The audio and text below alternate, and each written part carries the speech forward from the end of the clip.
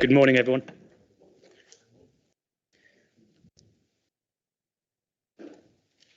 Good morning. Can everyone hear me? All right. Can you all hear me on the screen? Is that no? Yep. Yes. Okay. I'd like to welcome members of the committee and members of the public to the meeting. I'm Councillor Boyd Elliott, and I'd just like to remind members that the meeting is being broadcast live, so that you need to make sure that they use microphones when speaking or addressed. Okay. We go to agenda item number 1, to note the appointment of County Council on the 27th of May 2021 of Councillor Boyd Elliott as Chairman of the committee and Councillor Scott Carlton and Nigel Turner as Vice Chairman. I'd like to ask members to indicate by show of hands their support to noting this appointment made by Council.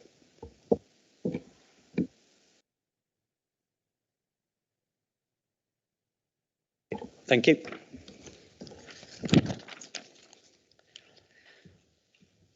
Agenda item number 2, terms of reference and membership. The report names the committee members who have been appointed by each political group. It also sets out the terms of reference for the committee, which were agreed at the council meeting on the 27th of May 2021. I move the recommendations as set out on page 7 of the agenda pack. I'll second those, Chairman. Thank you. And I ask the committee, any members wish to speak? Okay, we take it to the vote and the committee's membership in terms of reference are noted. Okay, show of hands. Thank you.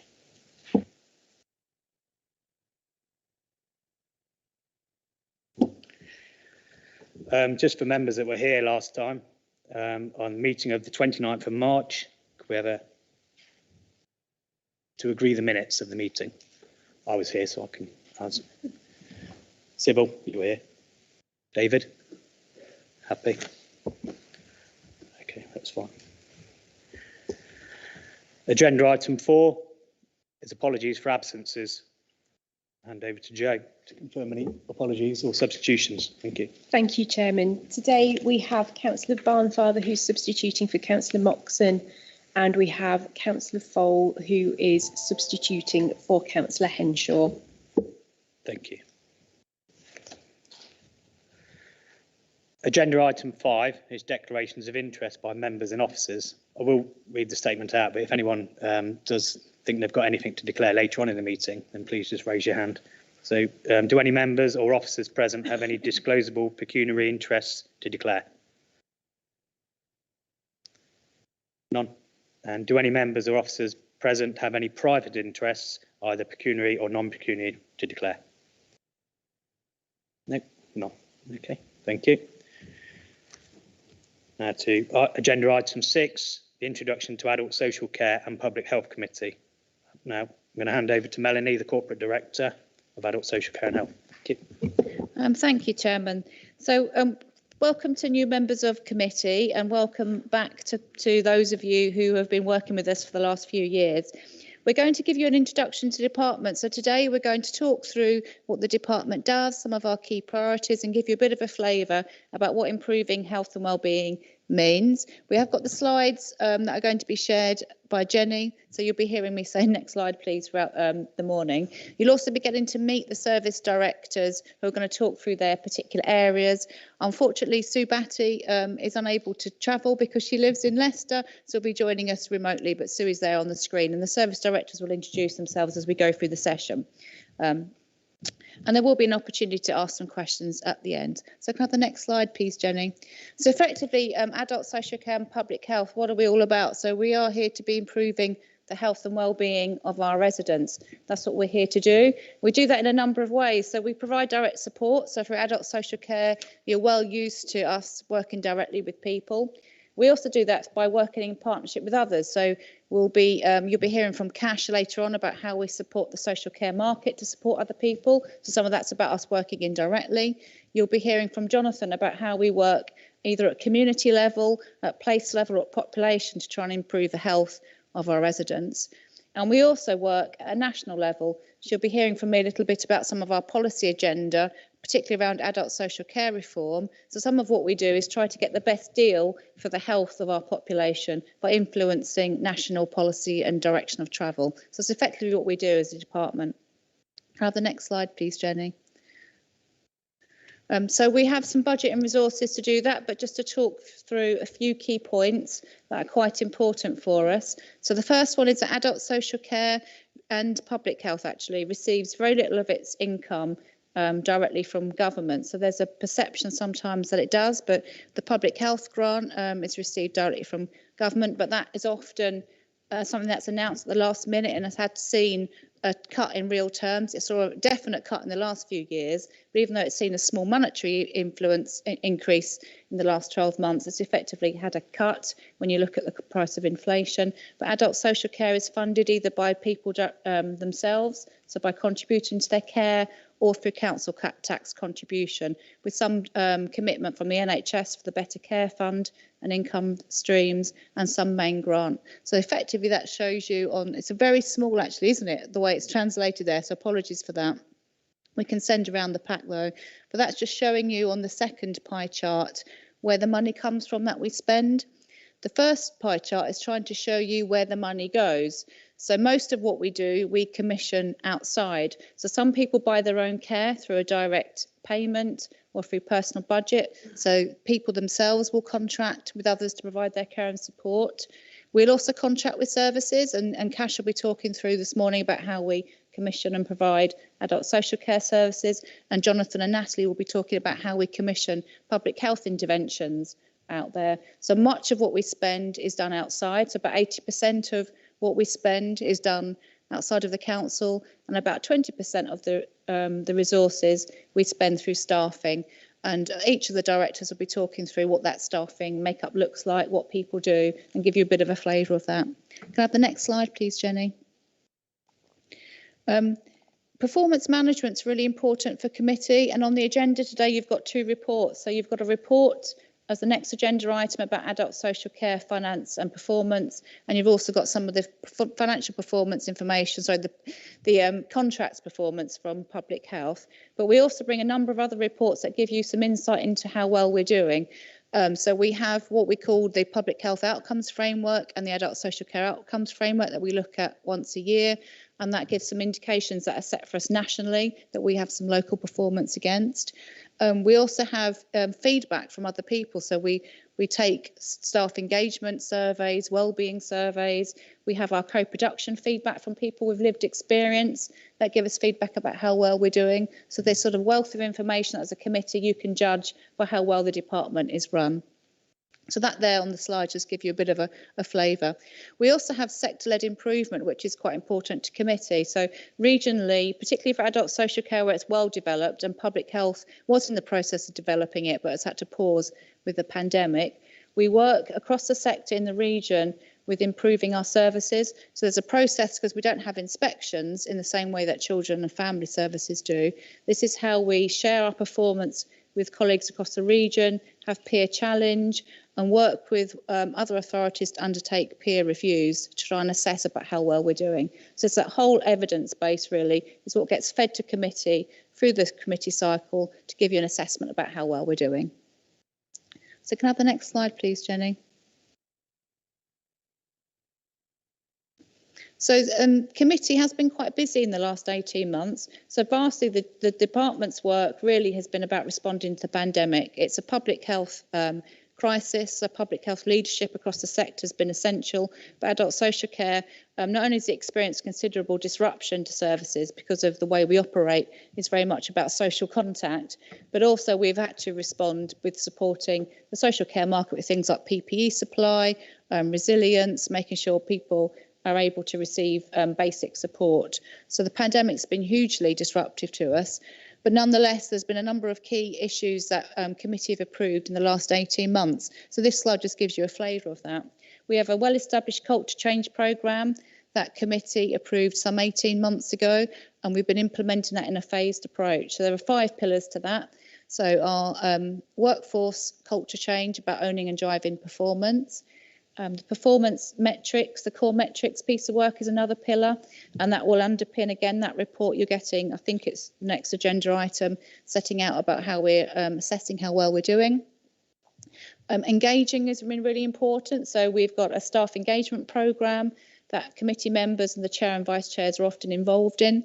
And we've also launched a new co-production approach, so how we engage and work with people and their carers that experience our care and support. And then lastly, we have some plans for developing talent management, but that's been largely paused because of the pandemic. So this culture change work, again, we report on regularly to committee with how well we're doing and some of the impact of that, because we have got some metrics attached to that. The staff wellbeing, for example, is one of the metrics that we assess how well we're doing. We reviewed our departmental operating model 18 months ago, so 2019, and we've been implementing that in a phased approach. So the management part of that went live shortly after that committee, so back into 2019. But for our operational services, for the social work elements, for example, we had to pause with the pandemic, and that went live last October. And committee had a report last time it met on how well that's going, and some of the tweaks that we've been making along the way. But that was an important piece of work for the department. And I think there's going to be a review on how well that's going into September this year, so you can look forward to receiving that report. Okay, can I have the next slide, please? So these are just some of the things that committee have approved recently. So February, we approved our Adults and Health Transformation Programme, and that set out the key pieces of work that we'll be delivering that would expect to have some benefits realised in the next 3 years. And those benefits are both financial benefit as well as improvement to outcomes and some of our performance. And so in the Adults and Health Programme, just to give you a bit of a flavour of the things committee looked at last time, and apologies to those of you, particularly Councillor Fielding, Councillor Martin, who was at that committee, but some of the things that we looked at, for example, was about how we extend our approach to maximising independence. So we've invested in that service, and we're hoping to shape up particularly our reablement approach. And there's the next phase starting to look at some of the mental health and working age adults pieces of work that we wanted to do around employment as we can recover from COVID. There's a new approach to digital, so we approved a digital strategy and trying to both make the most of the changes to our ways of working in the last 18 months, as well as how we engage people through digital means and support them with technology in the home. That's an important part of that strategy. And then another really important piece for us is trying to get ahead of the game with our approach to prevention. And to try and prevent not only social care poor outcomes and keep people healthy for longer, but also trying to promote their greater well-being. So that's a bit of a flavour really of the things that we've set out in that strategy and what you can expect to see as committee going forward. Can I have the next slide, please, Jenny? So really on this slide, I'm just trying to flag what a busy year it's going to be for committee. In adult social care, we've really had, I suppose, a policy gap in the last 4 to 5 years, and we've seen very little change. So a number of the things that government were proposing were just paused. So adult social care reform, mental health act reform, autism strategy, disabled person strategy. Now those things are all back onto the table. So some of that's published. So the mental health act reforms have now been published. We've got an interim disabled person strategy, an interim autism strategy. The other work around the adult social care reform has been restarted, but with no set dates for publication. But all this is now gathering pace. So there really is going to be this continuously changing policy landscape for us in the way that we operate as a county within that. Jonathan will be touching on the UK Health Security Agency and the way that's going to be rolling out in the next 9 months, and he'll be explaining what that is. But we're also expecting there to be some knock-on impact of the way that Public Health England, particularly in some of the national public health programmes, are rolled out, particularly for the areas that aren't about health protection and COVID. I think we're quite keen to see how is that going to be governed going forward. And there's some areas that we're like the liberty protection safeguards. You'll see in the report, and Sue Batty will mention this about deprivation of liberty, has been a key piece of work for adult social care, and we're finally getting implementation for the new approach through this year. So it's just a bit of a flavour of what you'll be expecting to see coming forward. So can I have the next slide, please, Jenny? So I'm going to be handing over to Jonathan Gribben, Director of Public Health, and he's going to be talking through with you what public health is all about. Good morning, councillors.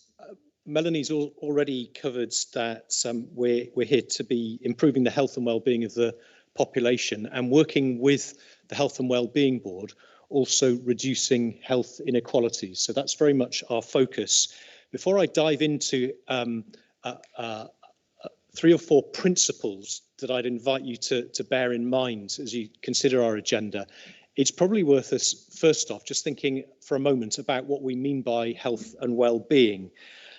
And there are all sorts of ways one might go about defining health. The lens that we bring to this is that we consider health to be an asset. It's an asset for individuals that enables them to do the things they want, whether it's a young person achieving the things they wish to at school and training, for someone in working life in terms of the kind of work that they might wish to do and the other initiatives they might wish to make in and out of work time, or whether we're talking about someone who's older, who's actually aspiring to live independently for as long as possible. So we see health as an asset.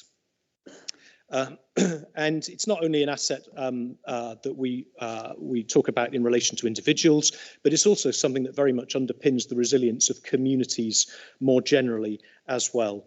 And as we've seen very much in the last year, if we think about health, we can see how closely intertwined it is with a flourishing economy as well. And you can't have one without the other. So that's worth us bearing in mind as we talk about health and well-being, health as an asset which enables people to do the things that they want.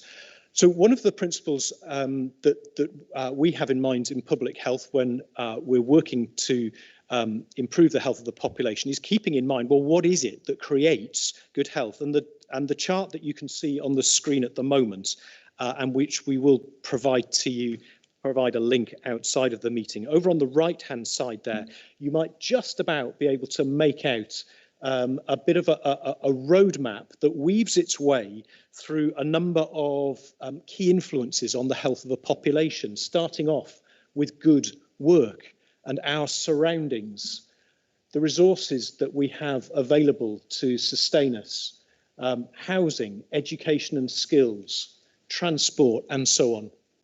And I think straight away you'll be able to see perhaps that the health of the population, according to this and according to the evidence which we have available to us, is very much relies and is influenced and shaped by the environments in which we grow and live and work.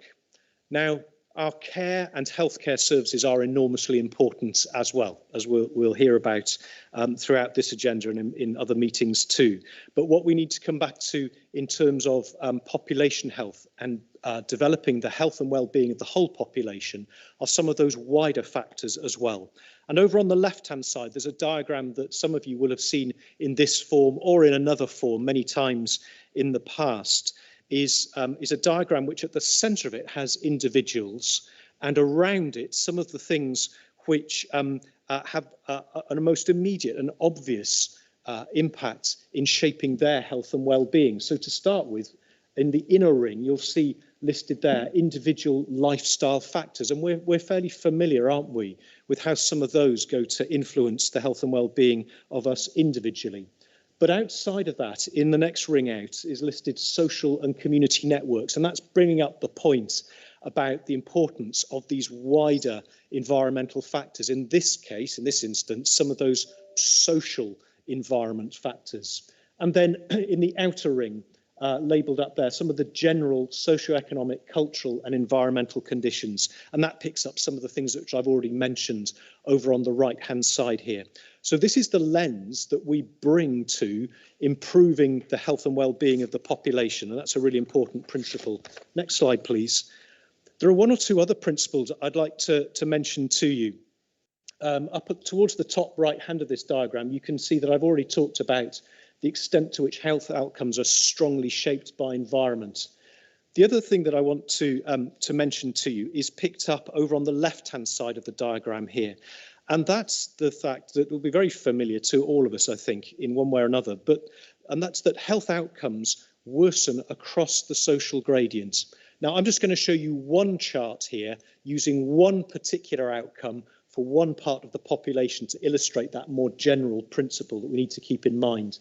So over on the left-hand side there, we've got a chart which looks at the experience of females in Nottinghamshire, and broadly, using some data, I should say, from a couple of years ago now, we're looking over on the left-hand bar chart, bars there, at females from least deprived communities and what the life experience we might expect for an average girl being born today. And what we can see there, if you tot up the blue bar, which I'll explain in a moment, and the grey bar, together, there's a life expectancy for females born today, but girls born today, of in excess of 80 years on average across Nottinghamshire, if you're born into one of our least deprived communities, our most advantaged communities. Over on the right-hand side, though, we've got another chart, another couple of bars there, again in blue and grey, that I'll explain in a moment. If you top those up together, you can see that girls born into our most deprived communities might expect to live well into their 70s, but well short of 80 years. That will be a familiar statistic to you, I think, in outline, and represents that social gradient in health outcomes. Let me say something about the blue bars in particular, because they will take up quite a lot of our thinking and quite a lot of the focus of our resources within public health. And what we're looking at there are the number of life years spent in good health.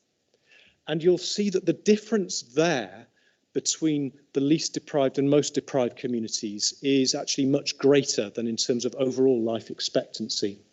So in our least deprived communities, it's not until a woman reaches round about 70 where on average she'll report, if she comes from those communities, being no longer living in what she will describe as good health.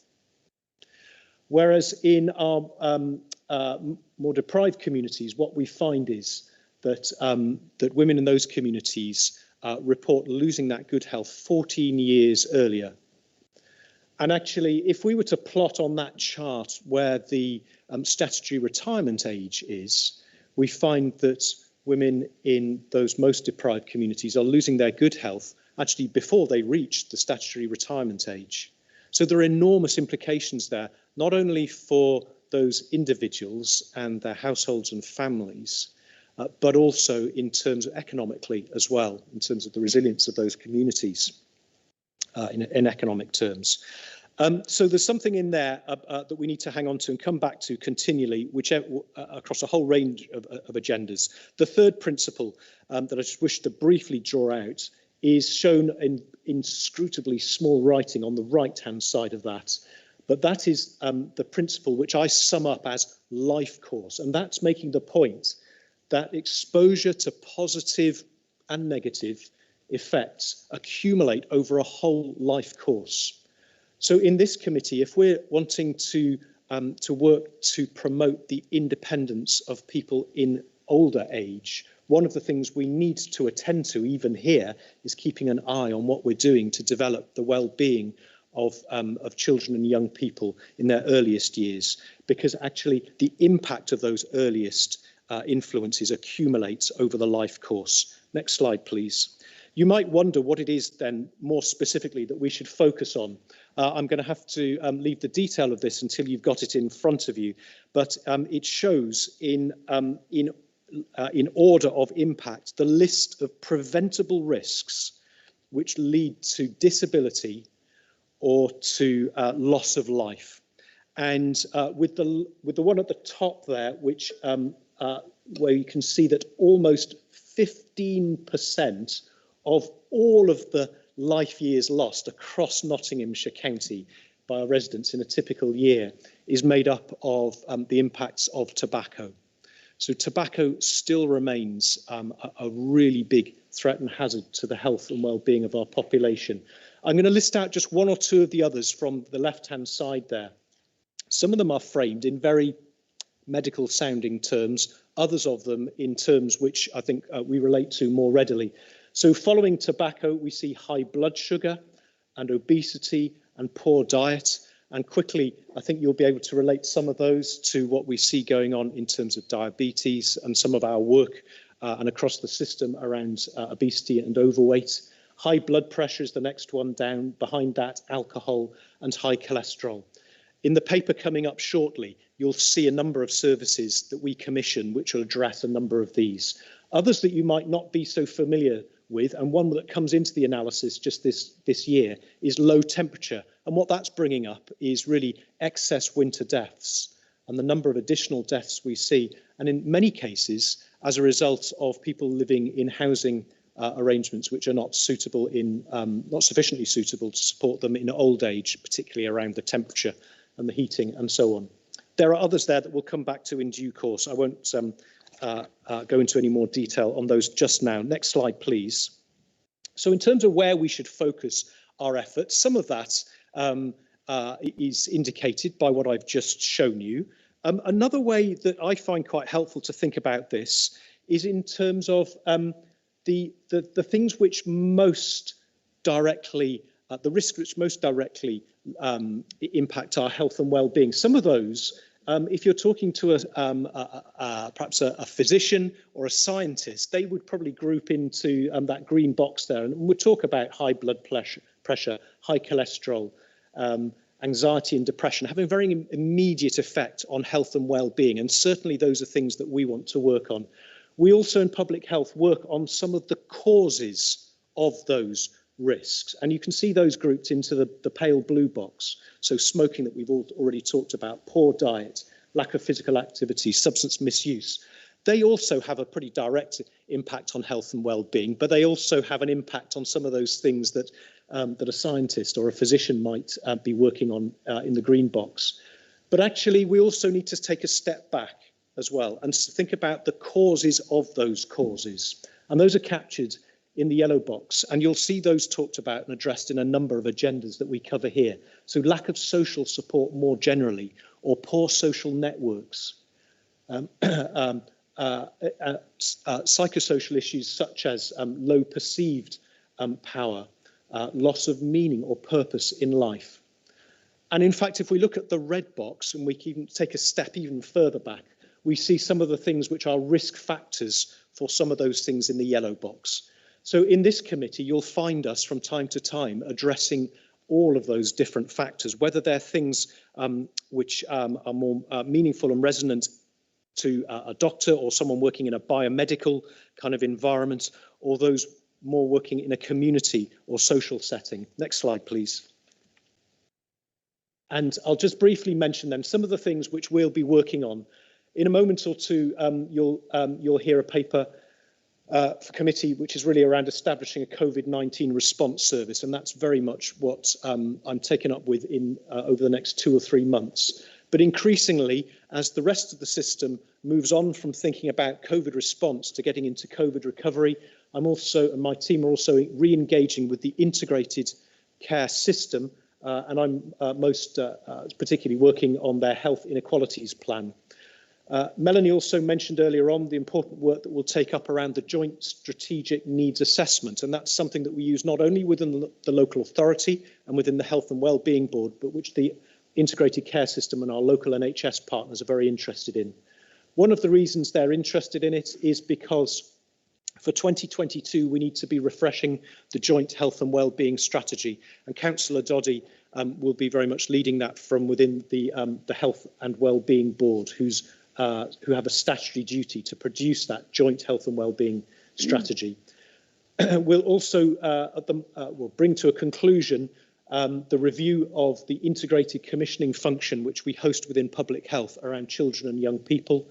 We're going to be turning our attention again after a pause for the last 15 or 18 months to recommissioning some really important services, including sexual health, single persons, supported accommodation, amongst others. We'll be resuming our work with the local NHS, providing them specialist public health advice.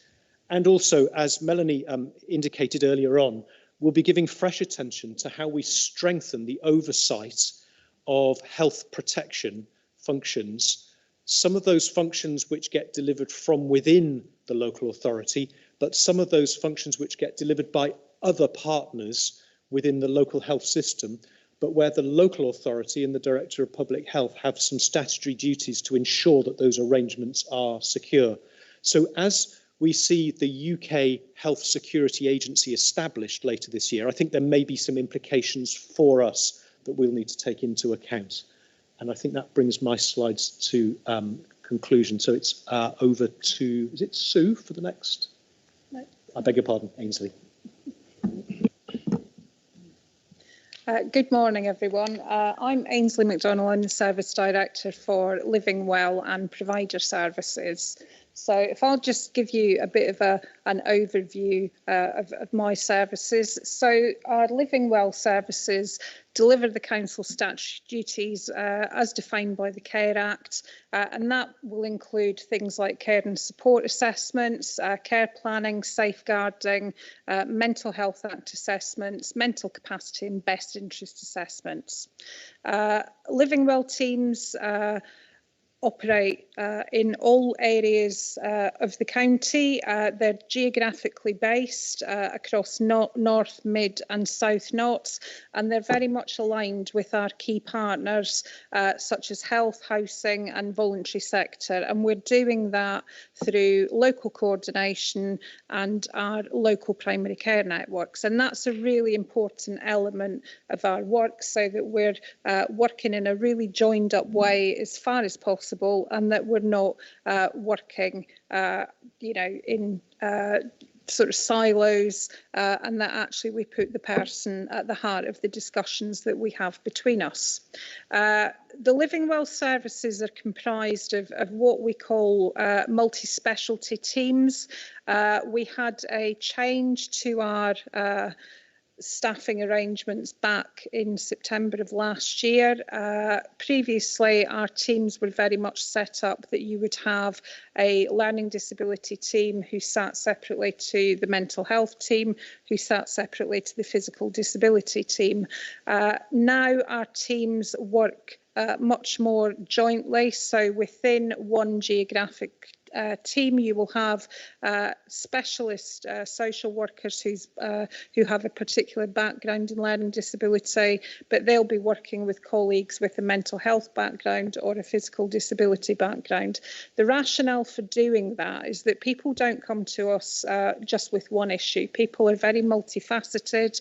They come with a whole range of conditions, disabilities, and it made much more sense that actually they could come to one team and all of those needs could be met, and we would have teams that have got a wider range of knowledge and skills. So we're still in the process of bedding that in. It's still early days, not helped by our teams not being able to physically come together, but things are slowly starting to take shape, and we've seen some real positives from the change that we've made.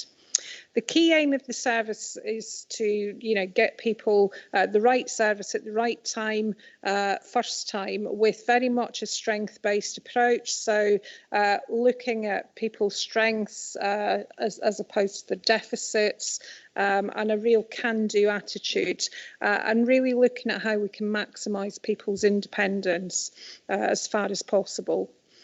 So I'll come on in a moment to some of the priorities that we have in Living Well. And Living Well is predominantly aimed at people of working age, although we do also hang on to people over the age of 65, if that makes sense to do so. So there is some fluidity within there.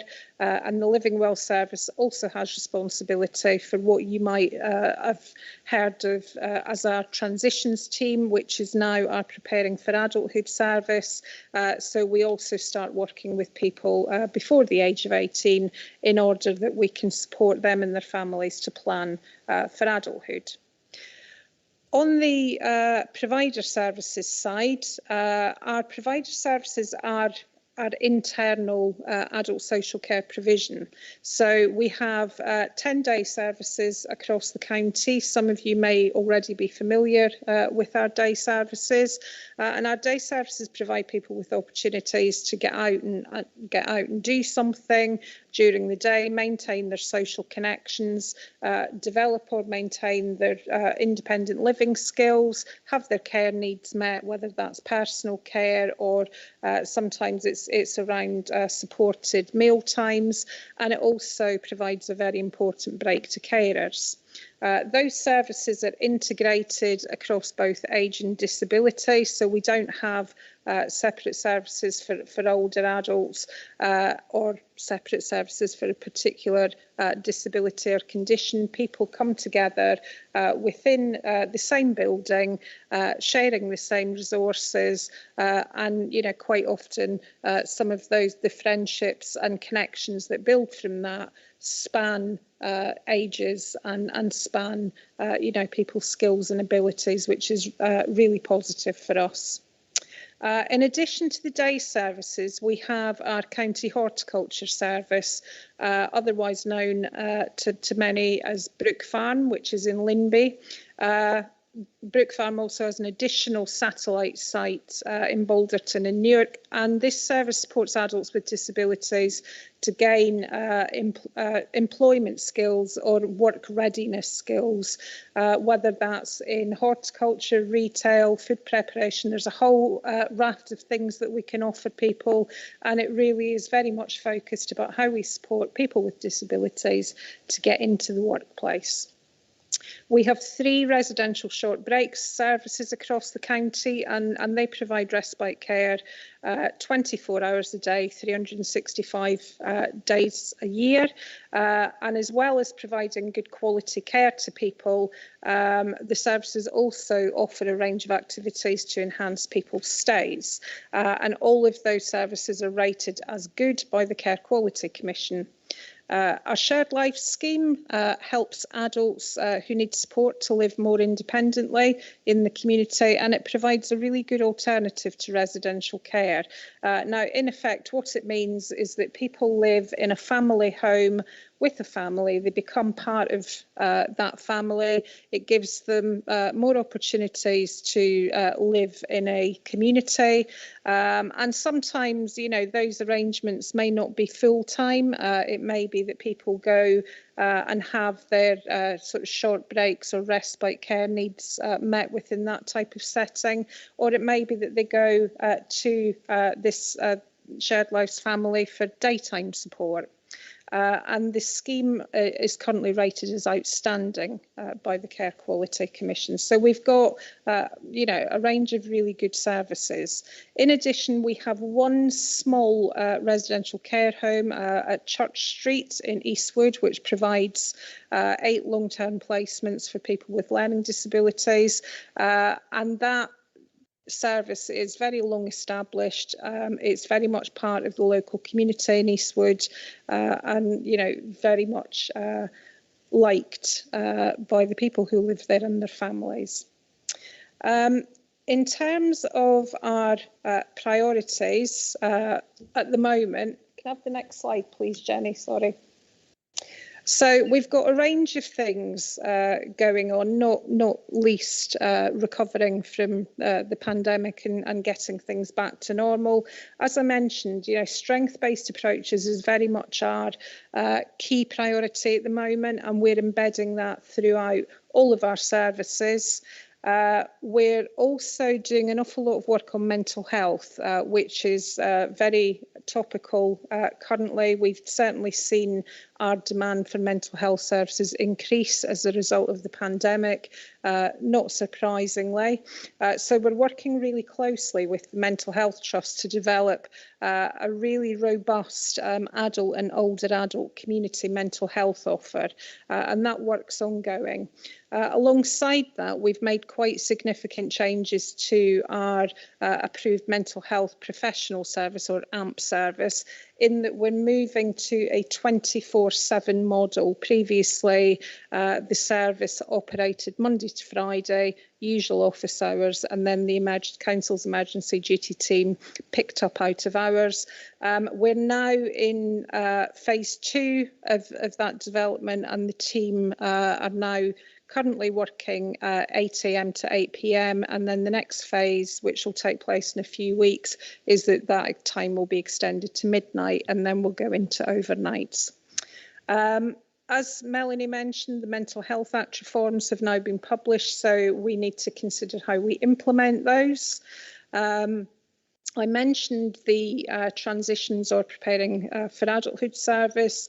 We need to review and revise that transitions pathway to make sure that it's effective and fit for purpose, and that it's in line with the Council's all-age disability approach, which is currently being developed, led by Melanie, and that's very much work that's taking place across both adults and children's services.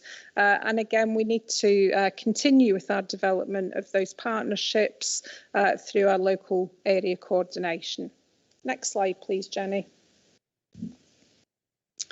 And then in terms of priorities for the provider services, strength-based approaches isn't just about our social work teams, it's across all of our services, and all of the provider services are really keen to embed strength-based approaches in everything that they do.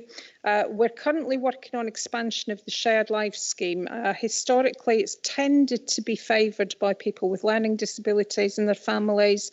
However, we've done quite a lot of pilot work with older adults, hospital discharge for older adults, where perhaps someone can, come out of hospital, maybe aren't quite ready to go home, but can stay in a family home until they get back on their feet. So we're looking to really broaden out what the shared lives offer looks like. And, we will come back to you at a later point with more detail around that. We've had quite a lot of capital developments taking place at Brook Farm, particularly during the last year in lockdown. And so we've got lots of new facilities. So, I would absolutely welcome visits to the new cafe, the new shop. It's, it really has made a huge difference. But the key purpose of that is to expand the employment and training opportunities that we can offer to people, but also increase income, which is important to keep Brook Farm going. I'm sure Cash will talk a bit more about some of the strategies that are in development. We've got a forthcoming day opportunity strategy, which obviously will have implications for our day services, and we're very much involved in that. And equally, our short break services, the future of those and how those services look and what the offer is will be developed in line with the forthcoming carer strategy. So thank you, and I will now pass over to Sue Batty, who is on the screen.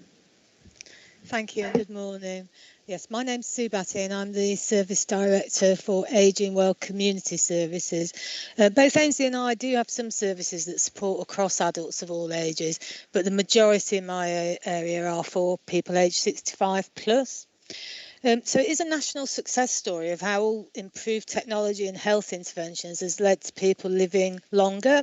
And in turn, this is resulting in an increasing ageing population. And linking back to Jonathan's presentation, many now have needs that can be complex and expensive to provide for a longer period of time. Nottinghamshire does have a slightly older than the national average population, and it's predicted the trend will be for a continued ageing population over the next 10 years, particularly the people aged over 75. More older people are also living alone and are becoming socially isolated, which can impact on their mental health. And that's a particular issue for people living in rural areas, especially if people don't have access to a car. And it's important to note that the majority of carers who provide 50 or more hours of a care a week are themselves aged 65 or over, and they're also likely to experience poorer physical and mental health than those of a similar age not providing care.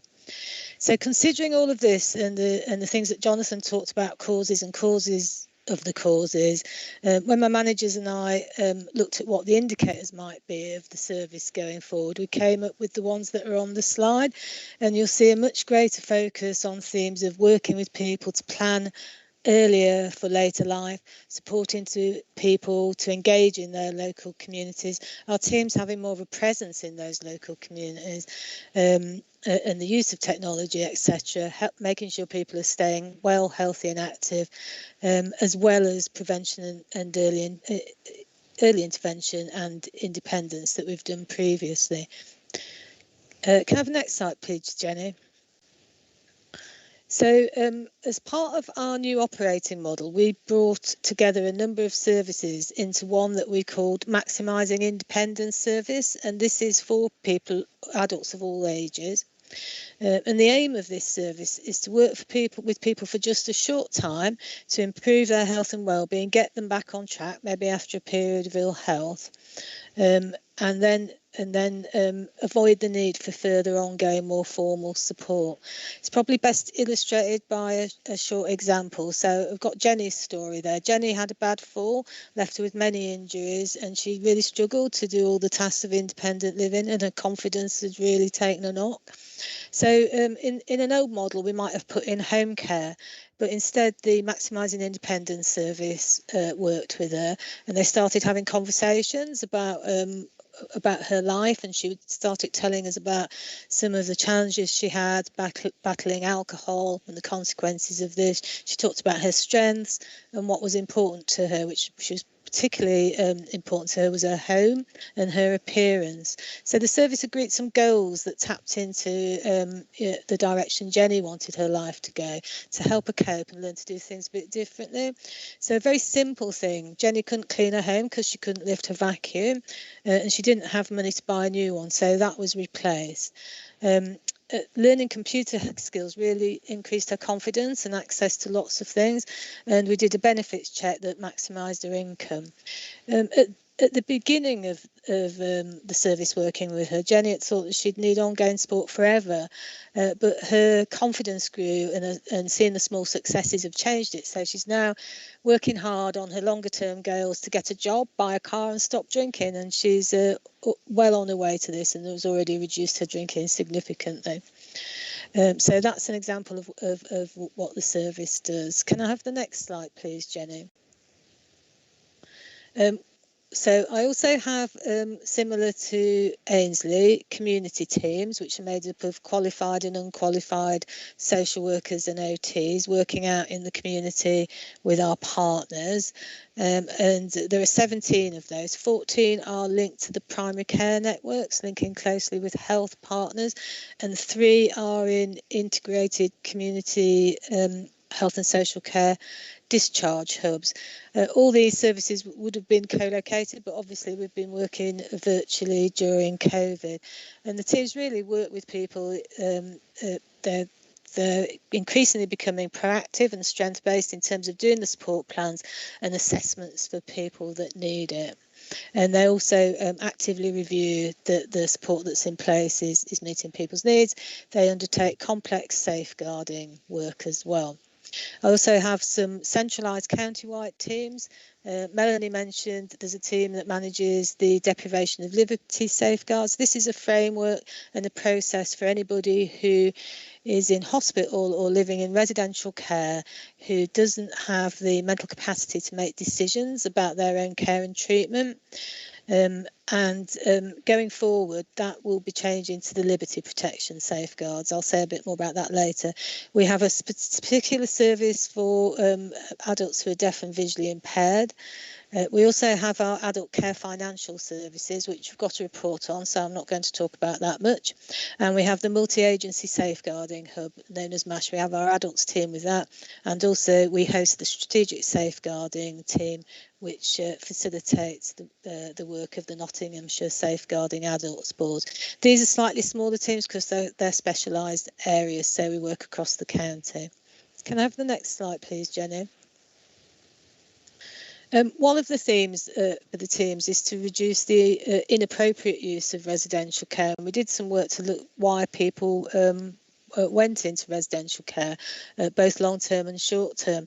And this story just shows how it isn't always actually easy to stay in your own home. So a lot of our work is about removing these barriers for the future. So Mrs. X lived independently. She had a positive life. She was the main carer for her daughter. Then she was diagnosed with vascular dementia. She also became quite depressed and acquired COVID-19 as well. So she had 10 weeks of feeling quite unwell in short-term care. And she massively improved and wanted to go home, and a social worker supported her with this. She was able to make, and Mrs. X herself was able to make the decision. But everybody else who was involved felt that this was too risky and that she should go into long-term residential care. And that included the family, who'd made 2 formal complaints. It was her GP, her consultant, the care home manager where she'd had short-term care, and also the housing officer. And things had gone quite a long way into letting her house go by the time that the social worker became involved. And the first thing the social worker did was arrange an advocate to give Mrs. X more of a voice. She had to persuade housing to stop terminating her tenancy and get all the equipment that had been returned and furniture back. And she spent a lot of time talking with the family through what their concerns and what their risks were. And how those could be managed. And the same with the consultant and a multi-agency meeting of professionals, and explaining about how mental capacity works and the fact that she could make this decision, and it was our role to support her in a way that managed those risks. So we put in the package of home-based support and arranged a positive placement in supported accommodation for her daughter. So it did have a really positive ending, but it does take a lot of work with partners, and we are also working with our colleagues to take them on our journey of what we are wanting. It's actually, if you think about reducing inappropriate care, residential care, people going into residential care when they actually don't need it and there could have been another option, that is a good way to get buy-in from our partners. Could I have the next slide, please? So this just summarises some of our priority programmes of work. Like Ainsley, the cultural change programme is really key, embedding strength-based approaches, how we own and drive our performance. The Maximising Independent Service, our aim is to work with more people and resolve their issues without recourse to more formal services. And that's partly through making what we've got be more efficient, as now we've brought it together in one service, and partly as an extra branch to work with people who are receiving home care.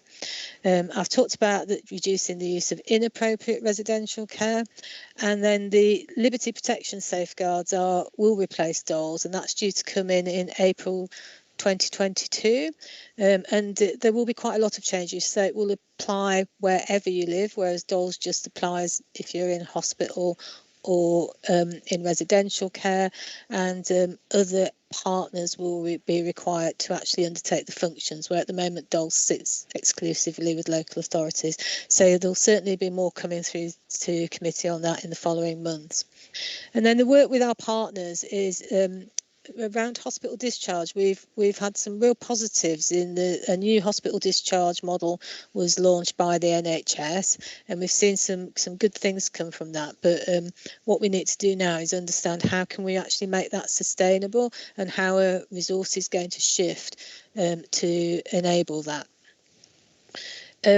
We also want to do a lot more in our local multidisciplinary teams about on culture and shared objectives, and how we develop local neighbourhoods and place, and how we're visible in those and co-produce with local people in local communities.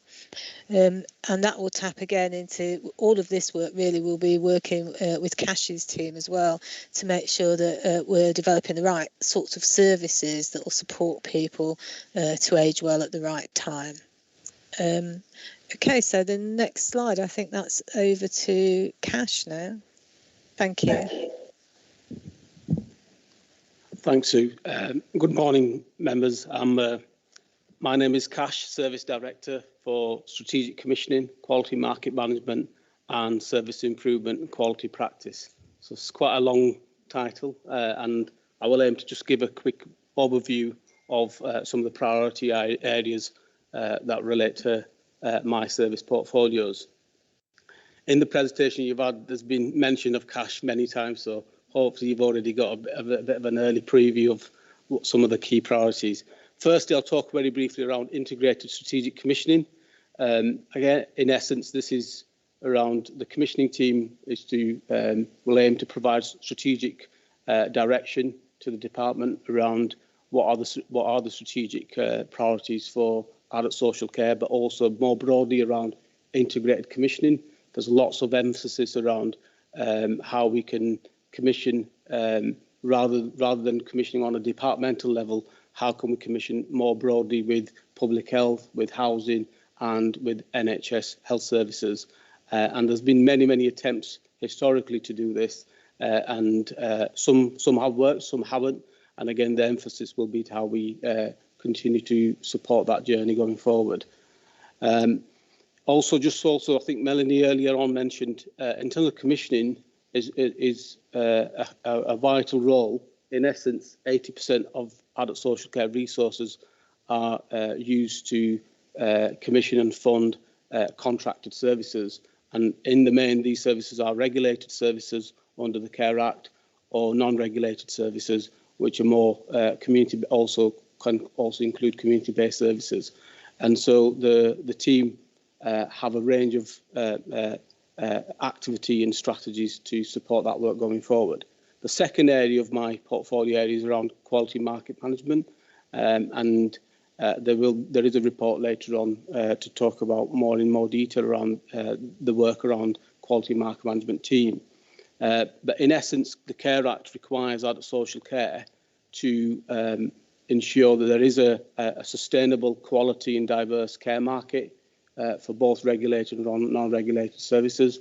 And I'm sure colleagues will know that there have been many challenges in terms of the care market, and even more so due to the pandemic, it makes the care market more vulnerable. But again, we've done really well to minimise any impact during COVID. What we are wanting to do, I will share a bit more details about some of the key priorities for that service going forward. And in terms of service improvement, quality and practice, earlier on, Melanie talked about the 5 pillars in terms of strength-based approach around co-production is another high priority, and also around core metrics in terms of performance management.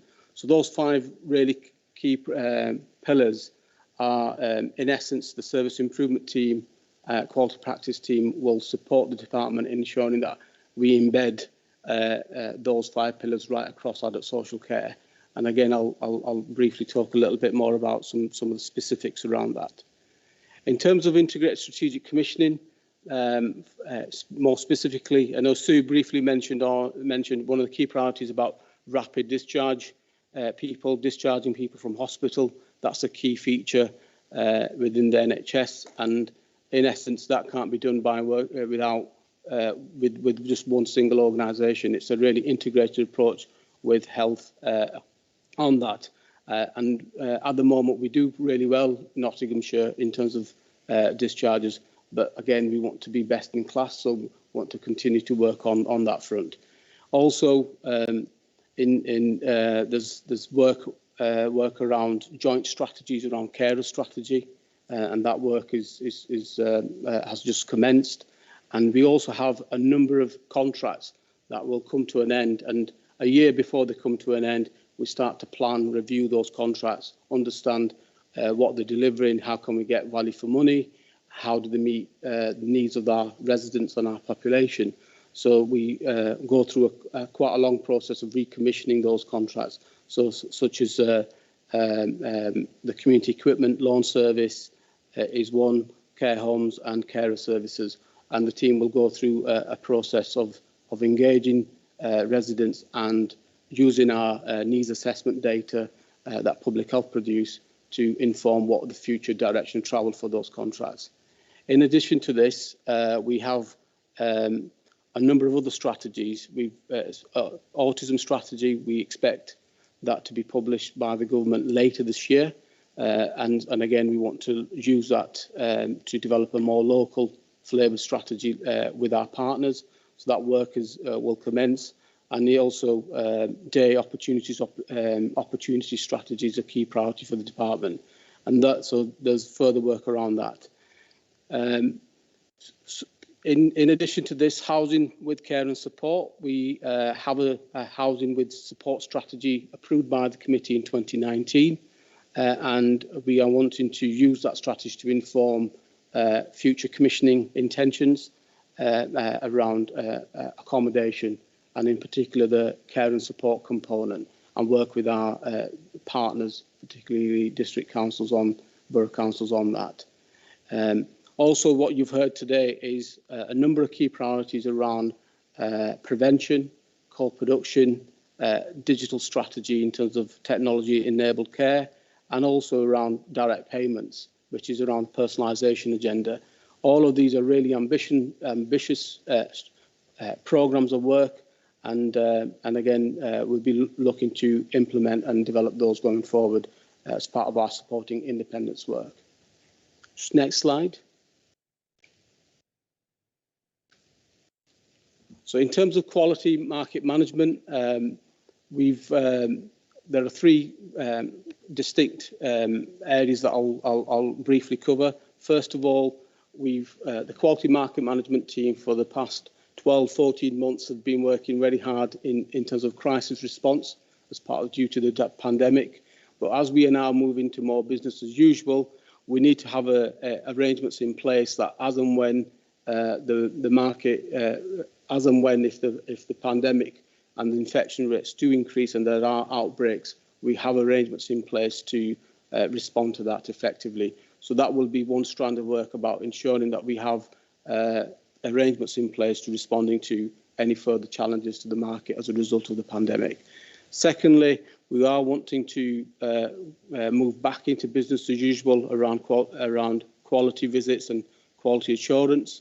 And again, the team will look to resume that framework, that structured process of doing quality assurance and quality checks, and supporting providers where there are concerns in improving their quality of services.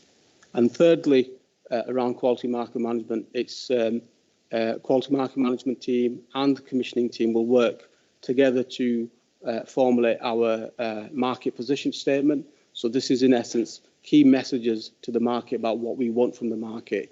Do we need more care home? Do we need certain different types of services based on our population needs assessment? So again, making sure that our messages, our engagement with the market is effective, and we're making sure that we have services that are fit for purpose for the future. Just next slide, Jenny. Just finally, service improvement, quality and practice. As I said earlier, service improvement play a vital role in supporting the department's priorities around those 5 pillars, and they will provide technical support, but also professional support. We have our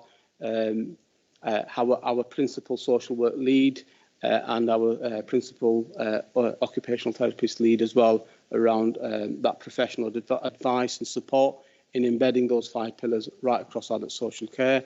In particular, the team will support the department around our prevention, maximising independence, and also ensuring that we are legally compliant with all of the relevant legislation going forward.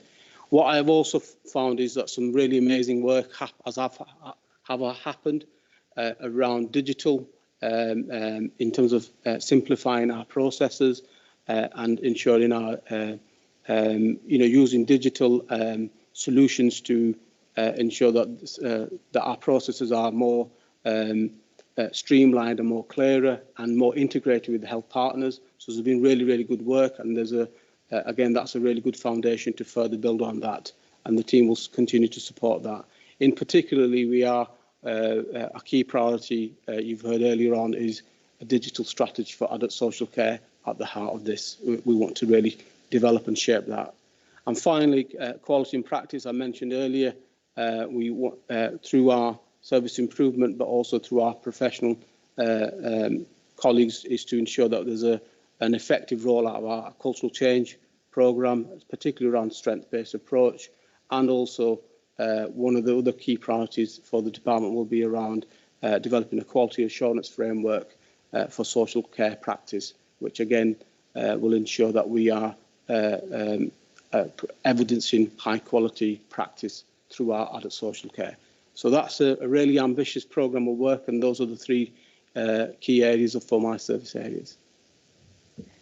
So thank you all for listening. I know that may have seemed like quite a long presentation, but believe me, that was just the headlines from our perspective, but hopefully it provides the context for the work programme and the agenda items for the rest of the meeting.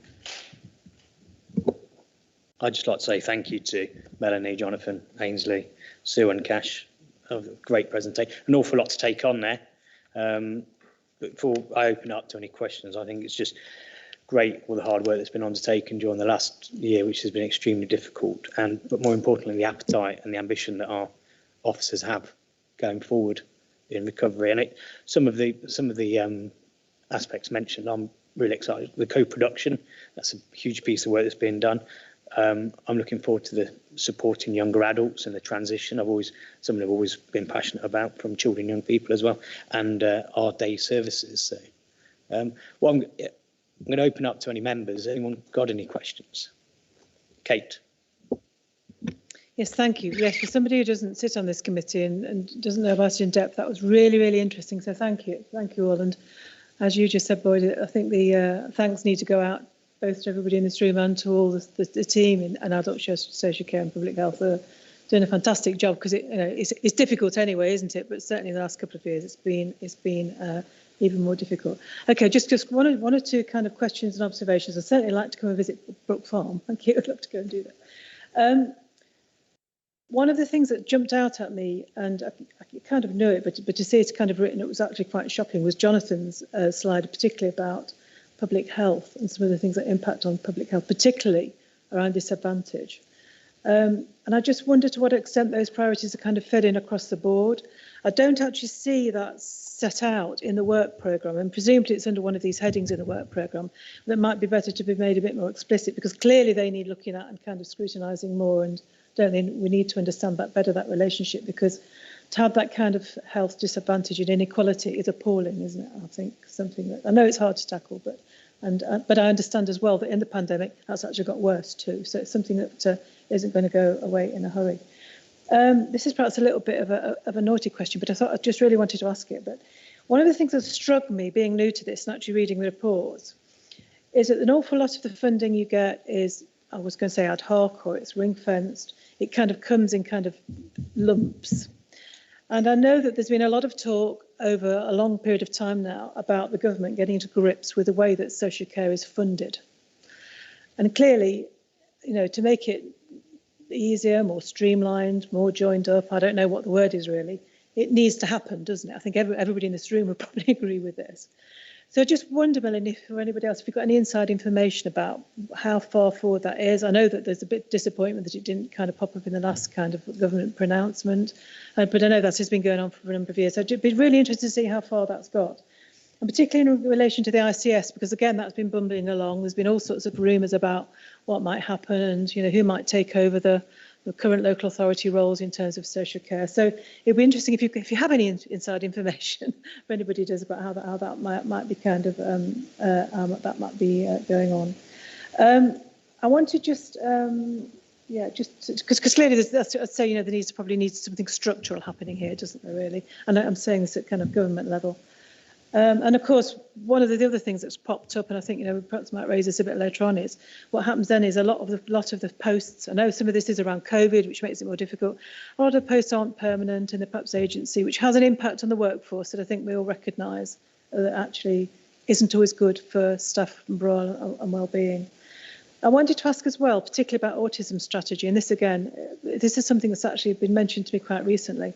One of my residents actually approached me just this last week to ask about autism, and he was very happy with the service he got, and then I think there were some changes, weren't there, to the service, to an extent now in which he says, actually, I've no idea who to go to in the local authority now for some help, which I don't know whether that's a one-off or whether that's, but if I could perhaps put you in touch with him, would that be all right? Because I think you'll get some very good, very comprehensive and very articulate feedback from him. About that, but clearly that, and I know you mentioned that you're talking about it becoming more local, which I think probably might tackle the kind of things that you were talking about. Yeah, okay, that's lovely. Thank you very much. Okay, I think that's me done. Thank you. Thank you. We'll put your questions up first. Should we start with the autism strategy? Because I used to sit on the autism and disability board, but that's now changed. So we've got with co-production. Ainsley, do you want to pick that up, or Cash? Yes, so just say, I think if it's an individual case, more than happy to look at that individual case and see what the issues are and how we can resolve those.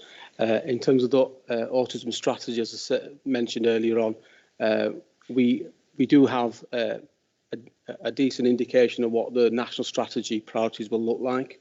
And again, we're in readiness of that new national strategy. We'll be working closely with health partners in terms of developing our local strategy. And again, it'll be based on our engagement with people with lived experience, so people with autism and carers and families, to use that information to formulate a local strategy as well.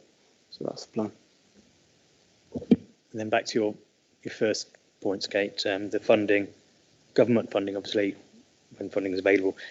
And I'll hand over to Melanie with regards to the ICS. Okay.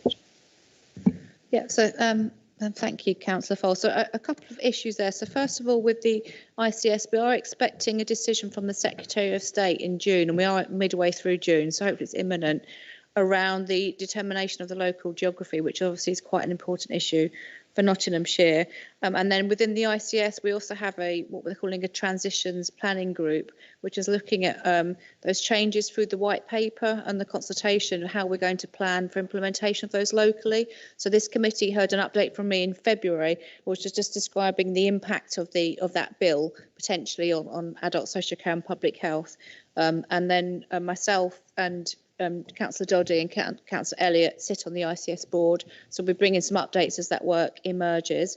In terms of the adult social care reforms, the intelligence is that the priority for government is the funding reforms. Clearly, I would want whole-scale adult social care reforms because it's much more broad than just about how to pay for care. But that is the bit that gets the headline. So the sort of the intelligence is that might be the first focus, but there's been nothing official.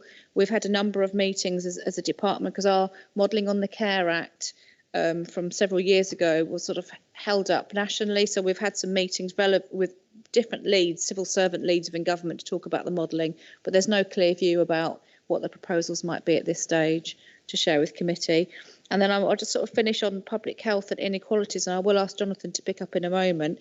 But I think one of the things that I talk about as a really good example of how we've used some of our population intelligence about inequalities locally is the work we did on vaccine uptake in the county, which I'm particularly pleased with and proud of. So we had a multi-agency, multidisciplinary approach to tackling inequalities and used data about where vaccine uptake was particularly poor, and this may have been around access and geography or deprivation or ethnicity.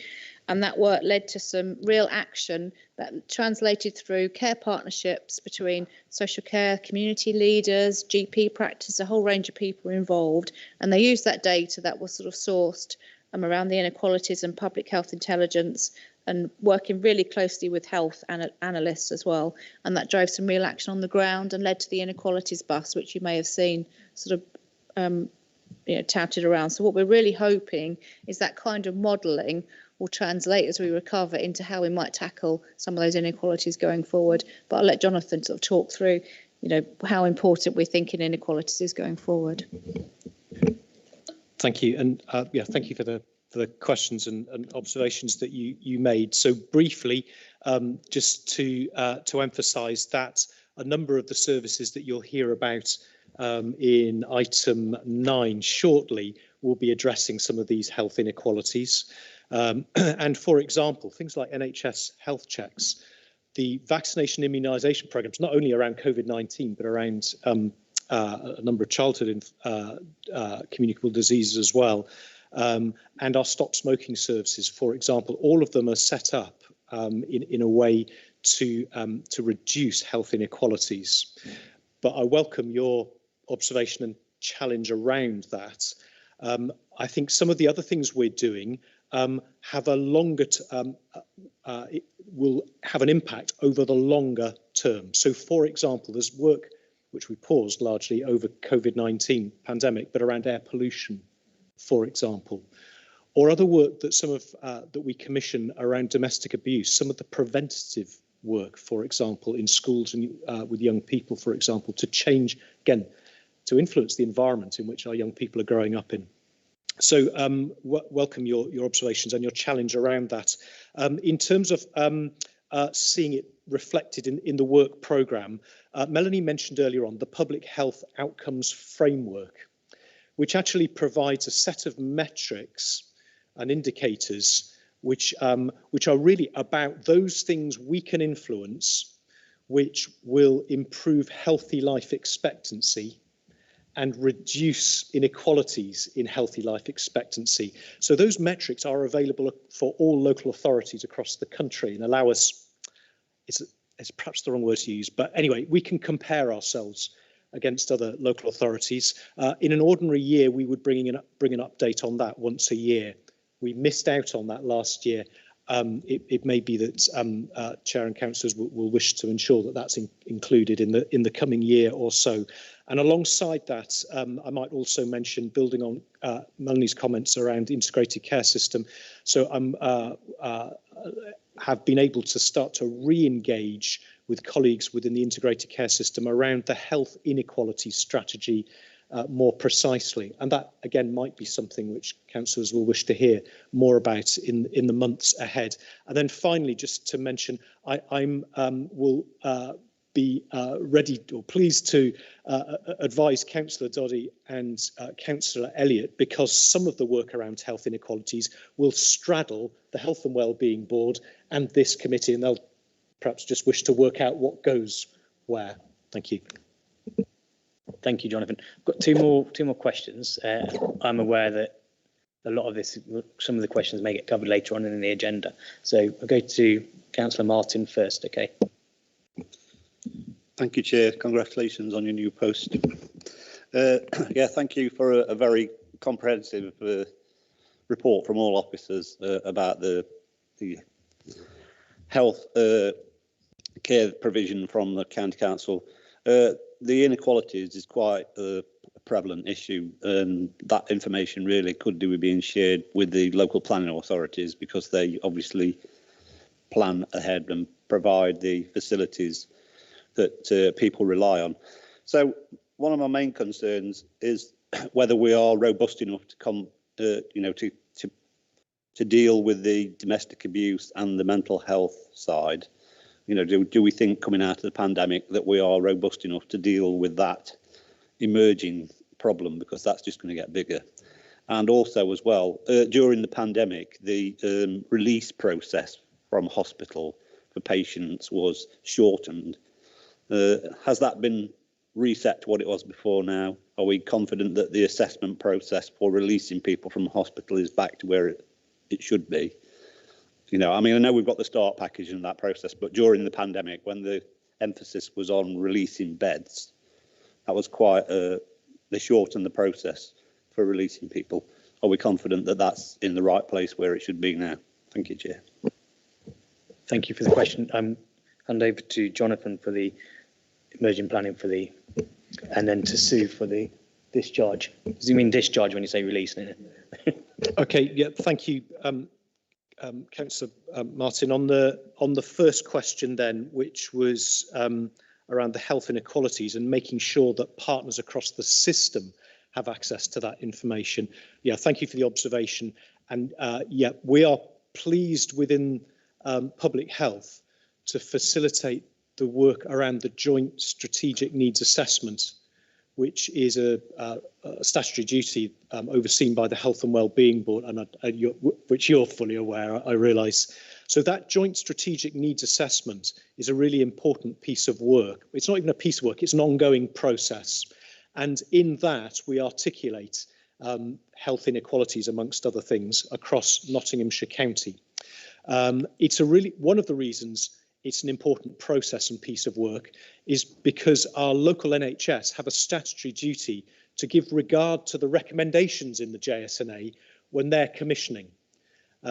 So we have some leverage there as a health system over our NHS partners, and I should say they're pleased to give regard to it and are very quick to attend to it.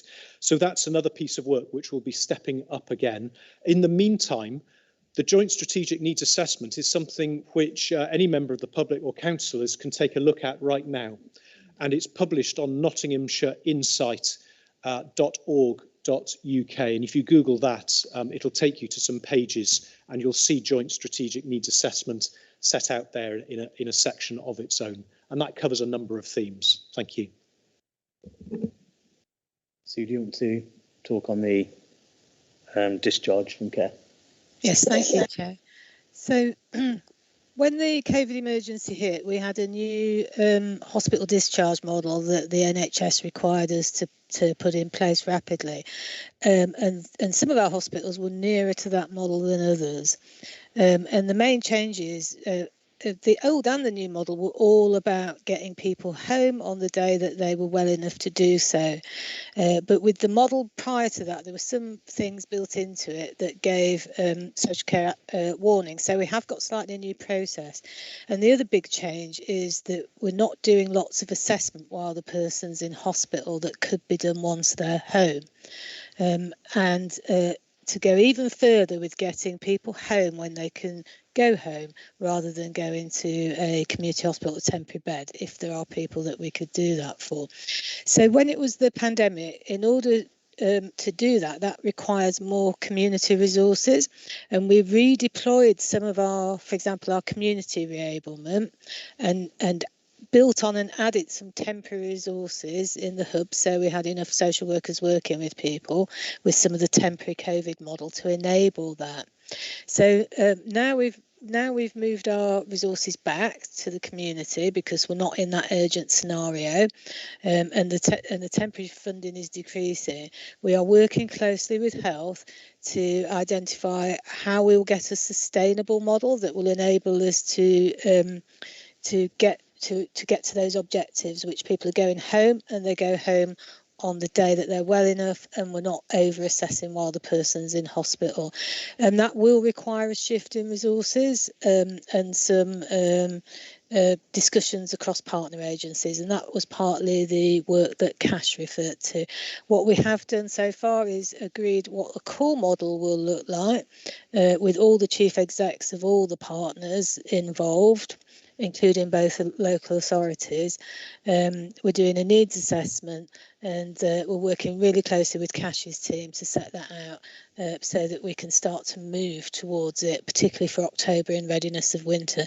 But the resource issues will likely come back to committee. There will need to be resources, but we're looking at what we are stopping doing. So, for example, if we're supporting more people in the community, that should mean that we need less, for example, community health beds. So there will be discussions about that Melanie and Cash will be involved in as well. Does that answer your question, Cash?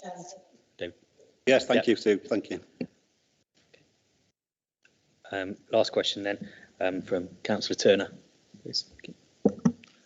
Thank you. As a new councillor and recently elected, I'd like to thank Melanie and the team for a great presentation. Thank you. My question is, I'm sure we can all agree that the pandemic has had a negative impact on many lives over the last 15 months. How has it impacted on safeguarding? Good. Yep. Okay. So would you like to just give a brief overview on what we've seen through the MASH in terms of the impact of the pandemic on safeguarding? Yes, overall we have seen a steady increase, and I just looked at the figures comparing the last 3 years, and there is a steady increase year on year. What we are seeing is more safeguarding reported in domestic situations following the pandemic. So we are working really hard with our partners to look at to address that and look at some of the root causes, and as we roll out our new safeguarding strategy, to look at how we manage the increased workload in a slightly different way as well.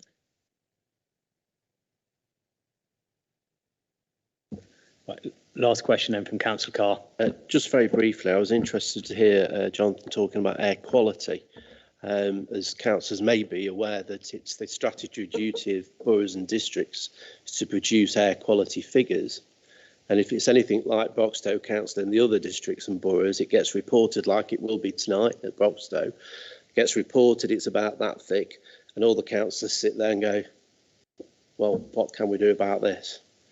Because the districts and boroughs haven't got the ability to do anything about it. So I'm pleased to see that that something's going to be done, and I'm assuming that the county is now going to start working with the boroughs and the districts, and to actually put some plans in place to actually reduce the hotspots for air quality.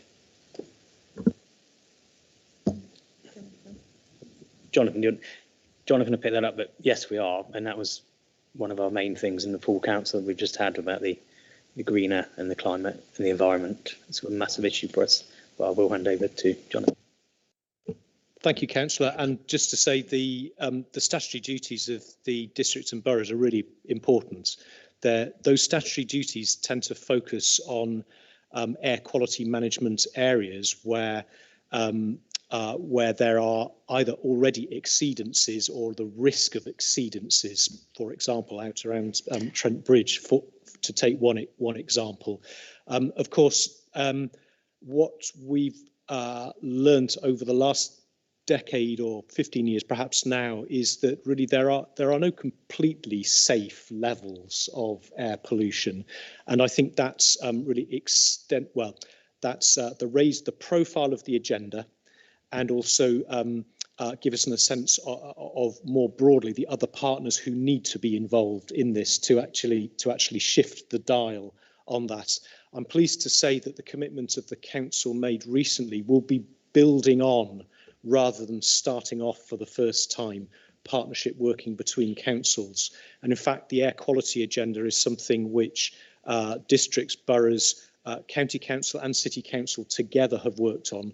And the Nottinghamshire air quality strategy is one which is already exists right across those councils, I'm pleased to say. Thank you, Jonathan. Thank you, everyone. Right, given that's had a good debate on that. So if we move on to agenda item 7. So we've got the sustaining delivery of the local outbreak management plan.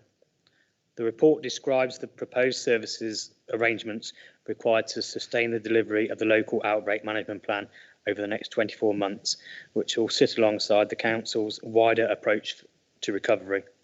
The proposal is to establish a core COVID-19 response service, which will be sufficient to sustainably deliver the full range of outbreak response elements within a local outbreak management plan. This will deliver the council and Public Director of Public Health's duties to plan for and respond to emergencies which represent a risk to public health. It will include a range of related support services from both within the council and through external partners, and will enable the County Council's public health team to re-engage with key agendas, which committee previously agreed to temporarily suspend. The report seeks approval to establish the COVID-19 response service using allocated contained outbreak management fund underpinned by public health reserves. The recommendations of the report are set out on page 8 are that the committee approves the establishment of a COVID-19 response service until September 2023, which will include 41.3 full-time equivalent fixed-term staffing posts as set out below and in Appendix C of the report, a 22.5 FTE in a core COVID-19 response service, including 1 full-time equivalent jointly funded by Nottingham City and Nottinghamshire County Council and employed by Nottingham City Council, 8.8 full-time equivalent in other county council departments hosted by the Nottingham and Nottinghamshire Clinical Commissioning Group, which fall within the scope of the support services, including 1 full-time equivalent jointly funded by Nottingham City and Nottinghamshire County Council and hosted by the Nottingham and Nottinghamshire Clinical Commissioning Group. C, that 10 full-time equivalent managing the provision of testing, which is fully joint service that will be jointly funded by Nottinghamshire County and Nottingham City Council, including 4 full-time equivalent expected to be employed by Nottingham City Council.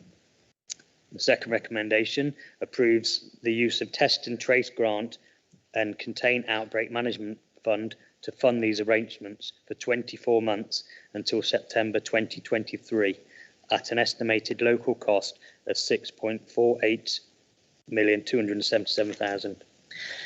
Approves the third recommendation is approves the use of the public health grant reserves to fund arrangements past March 2022 if conditions attached to the Contain Outbreak Management Fund do not permit its use for this purpose after this point. Fourth recommendation approves the establishment and continued employment of 100 full-time equivalent agency posts, including 50 full-time equivalent expected to be hosted by Nottingham City Council. Required the flexibly support the operation of asymptomatic testing sites and for which costs are directly recharged to the Department of Health and Social Care. The final recommendation approves that an update on the deployment of the Test and Trace grant and Contain Outbreak Management Fund will be brought before this committee, the Adult Social Care and Public Health, in August 2021. I move the recommendations. Do I have a seconder? Happy to second that. Thank you. Thank you, Councillor Turner. And I hand over to Jonathan. Thank you.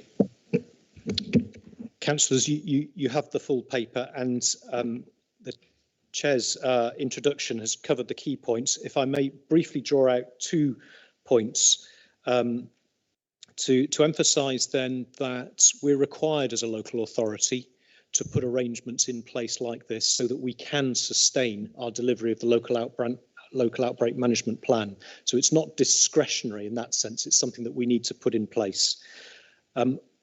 What is more discretionary is the duration of that service. The funding the authority currently receives from the government to fund this activity lasts up until March 22. It is more than sufficient to cover the funding of the service through to March 22. And in fact, as things stand, it's the funding received is more than sufficient to fund this right the way through for a period of 2 years. The reason, though, that I've put a 2-year or we're looking at a proposal for a 2-year term on this is that were I to go out to the market to try and recruit people for 6 or 8 months, frankly, I'd find it very difficult to recruit the right people. What we're wanting to do here is to take a look beyond spring next year. I think in all likelihood, notwithstanding the fantastic rollout of the vaccine programme and its effectiveness, we will continue to need some level of COVID response in beyond March 22.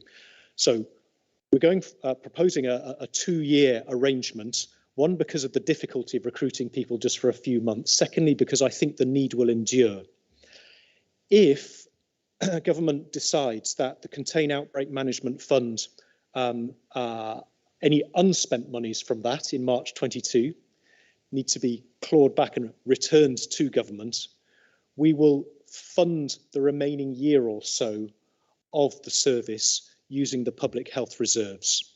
And Section 151 officer has confirmed that there is sufficient in those reserves to do that. That was the main thing I wanted to highlight to you. I would, and I think it was in the final recommendation, because of the uncertainty at the moment about how quickly and how fully we'll be able to resource this structure that we're proposing, and the uncertainty at the moment around how much of that Contain Outbreak Management Fund we'll be able to use and for how long. I'm proposing that committee receives another update around this later on this calendar year.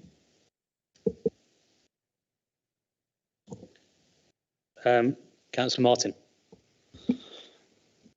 Thank you, Chair. Yeah, I welcome the establishment of a COVID response service. One of the key positives we can take from the challenges faced by successive lockdowns is the multi-agency working across Nottinghamshire. The County Council worked hand in hand with the NHS, CCG, the Local Resilience Forum, the City Council, and of course not forgetting the huge contribution that the Borough and District Councils made. I see this piece as a continuation of that work, really. I note the identification of education being a high risk setting for the potential spread of coronavirus and its variants as outlined in paragraph 13A of the report. This is especially important when you look at the current trends. Latest figures show that the case infection rate amongst children 11 to 16 was 151 cases per 100,000. This means the majority of cases locally are amongst the younger people. Of course, to welcome the fact that last week Nottingham and Nottinghamshire administered 1 million vaccinations with over 450,000 residents receiving their second vaccination. I'd like to pay tribute to our NHS and the amazing number of volunteers helping the majority of our young people who haven't had a jab so far.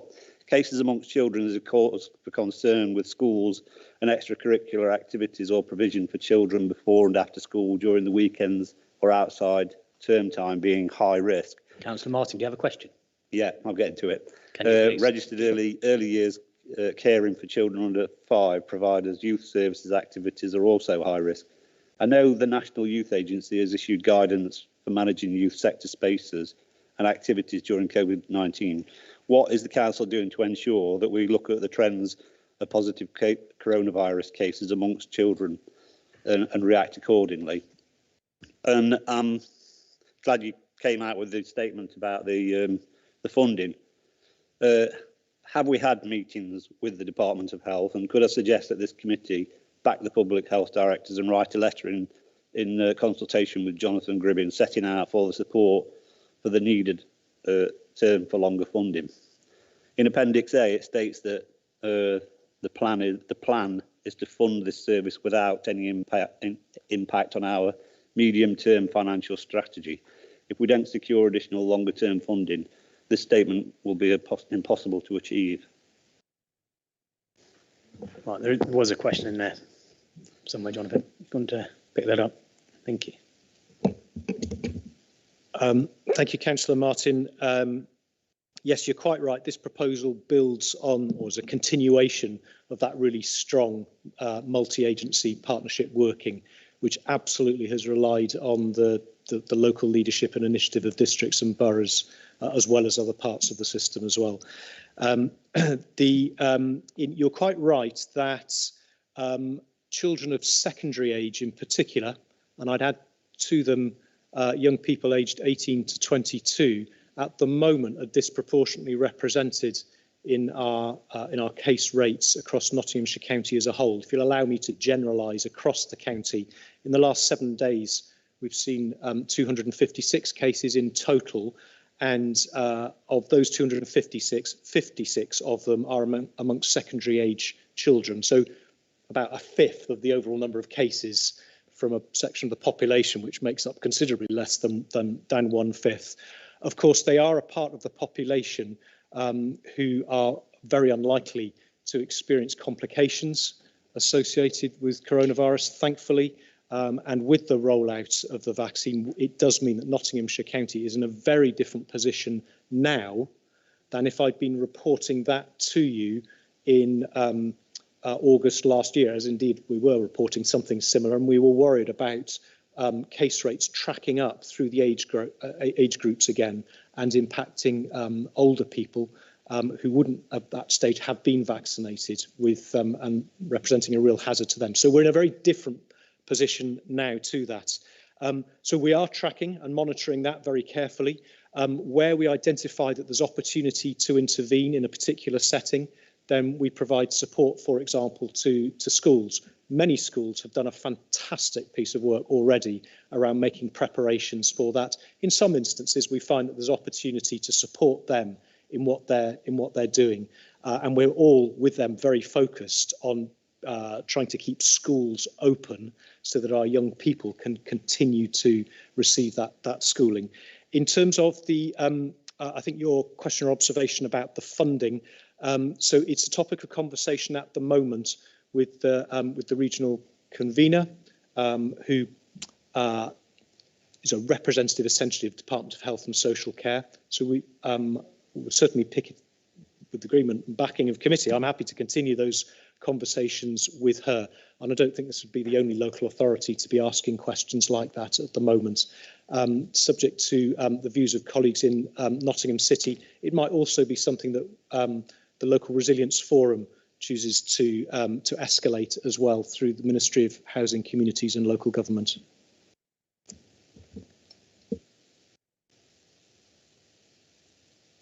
Councillor Carr. Just really to say that I fully support the recommendations that we've got in front of us. I think it's absolutely essential to have longer term plans rather than just short term plans, even if it's just so that we can attract the right sort of people to fill those roles. And I also think it's right to have a contingency in there to use our own public health reserves, because having experienced the administration of business grants, the government has had a tendency to change the goalposts quite frequently. So I think I fully support this, and also using public health reserves if necessary. Thank you for those words. Councillor Welsh. Thank you. Hi. Yeah, I've got a couple of questions, please. And the first one kind of leads on from what Councillor Martin was saying with regards to schools. In this paper here, it mentions a school's COVID coordinator. I read a government paper yesterday from the Department for Health, which talked about the rolling out of vaccinations for 12 to 15-year-olds and the likelihood that that was actually going to take place. And actually within this report, it was saying the emphasis was actually going to lie with the schools. And I assume it's going to be a bit like old school. When I used to go, we used to line outside a room at the school and have your jab and then go back to your classroom, kind of holding your arm and then continue with your day. That is certainly what seemed to be implied in this government document.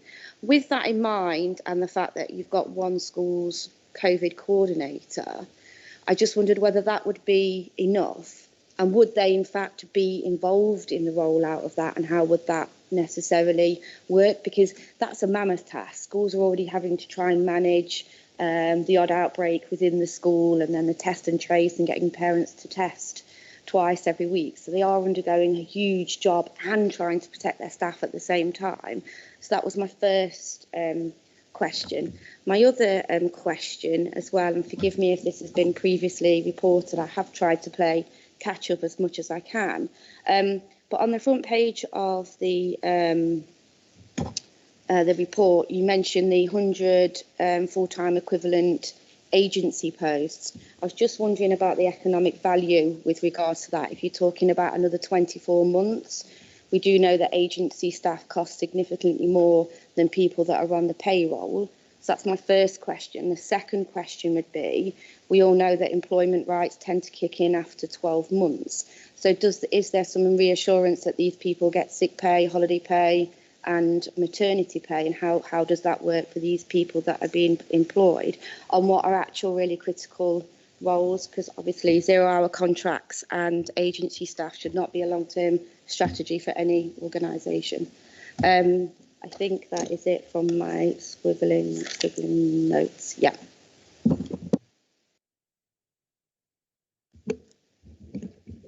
Thank you, Councillor Welsh. Let me have a go at addressing both your questions.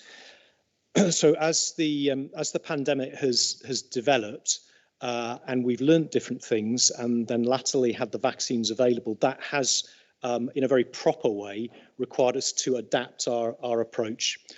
The point I'd make about the schools coordinator is that the role that we're proposing in here is much more about the response to an outbreak or a cluster in a school, rather than the rollout of the future rollout, possible rollout, it's yet to be decided, of vaccines to younger people and the delivery of that.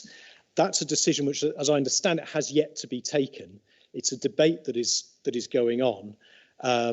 And it's something that the Joint Committee on Vaccination and Immunisation, clearly will make a determination or a recommendation in the first instance.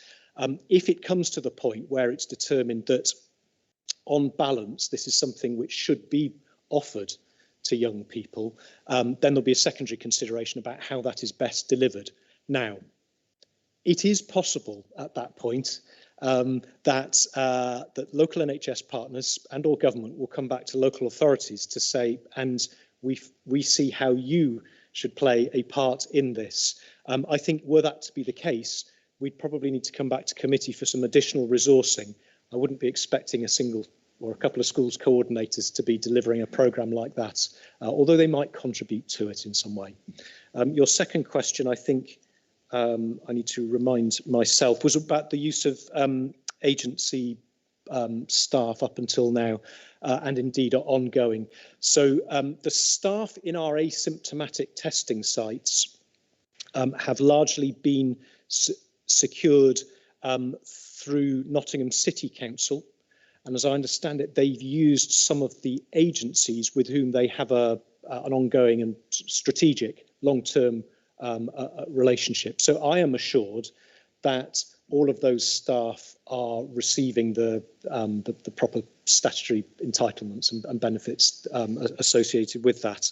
I don't think that agency as a solution is the same as 0 hours contract, and I think within the 50 plus people who have been employed, more like 100 or so, who have been employed in that service, there may be a number of different contractual arrangements, but I'm happy to follow up and get further assurance on that specific point from my colleagues in Nottingham City.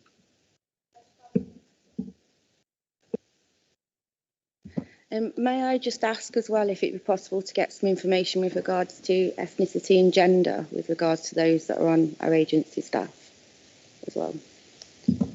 Thank you. I'm happy to, I beg your pardon, I'm happy to make the inquiry, Chair. Councillor Fielding, thank you. Thank you, Chair. I do support this paper, but I just wanted some further clarity, following on from my colleague. And this is for recruitment. I certainly welcome that we're looking at different ways of ensuring that we can recruit and not have so much reliance on agency staff. Do we have any issues with geographical spread over trying to recruit to posts? And also I'd like to ask over how we ensure that knowing that we've got 2 CCGs at the moment, that we've got a very good working spread over the whole of the county for everything, including Bassetlaw.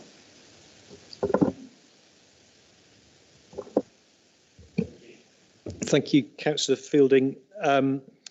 I'll speak really briefly about the difficulty of recruiting. There'll be some colleagues, councillor colleagues around the chamber who've been involved now in 3 or is it 4 recruitment panels where we've attempted to hire consultants in public health over the last 10 months or so without success so far. So there are some, for certain roles, not surprisingly, in the middle of a pandemic, there are some real challenges around recruitment. I haven't identified thus far that they are geographical in their focus. What we are seeking to do in this proposal is to be imaginative and creative about the skills and aptitude that we seek to secure and bring in from the market.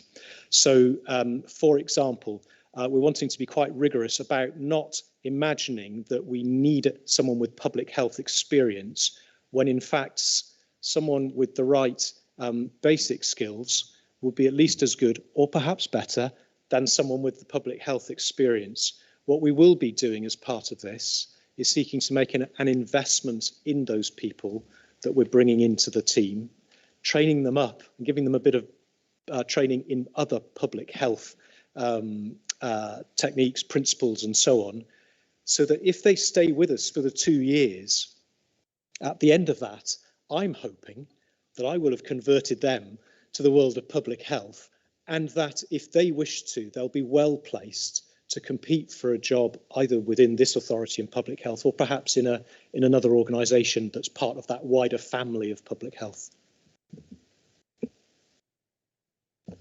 Councillor Fole.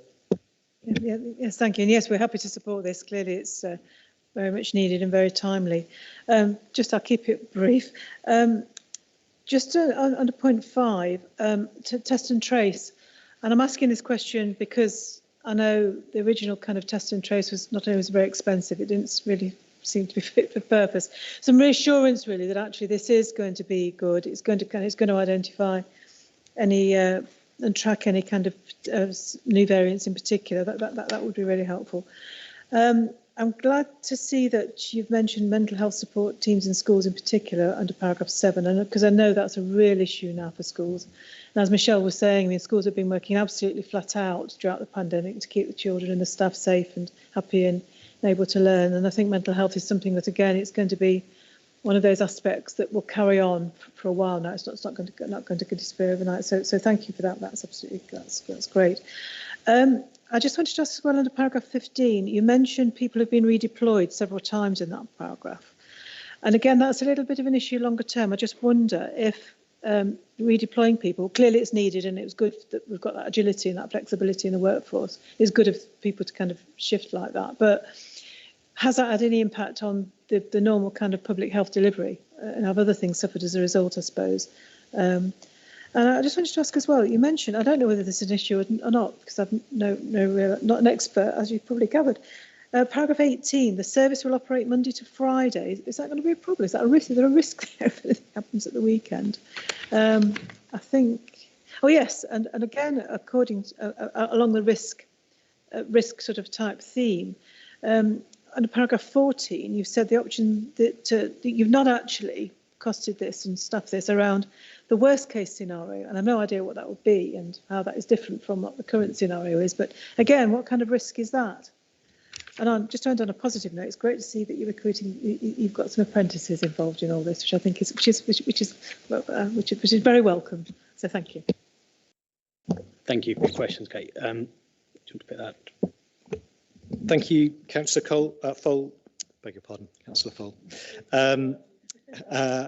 So 3 or 4 comments quickly in response to your questions. So test and trace, when that's working well, it's because there's a really good partnership between the national, regional and local working well together.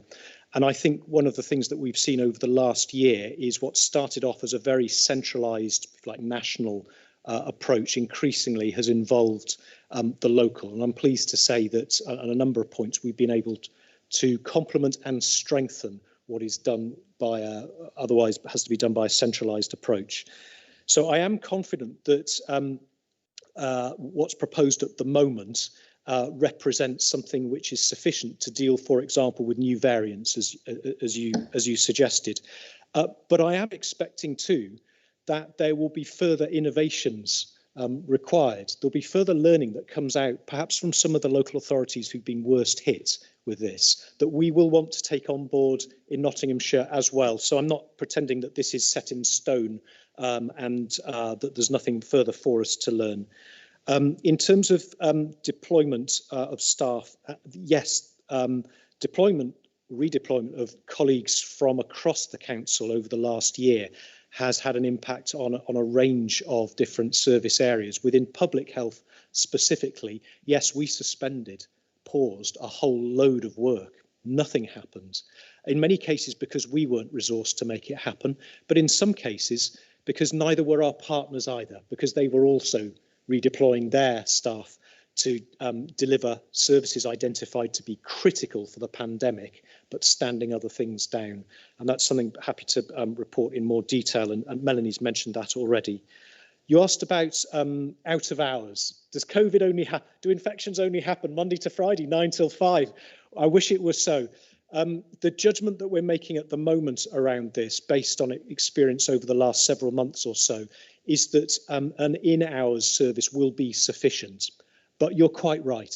There are things that occur that require us to stand up something over the weekend.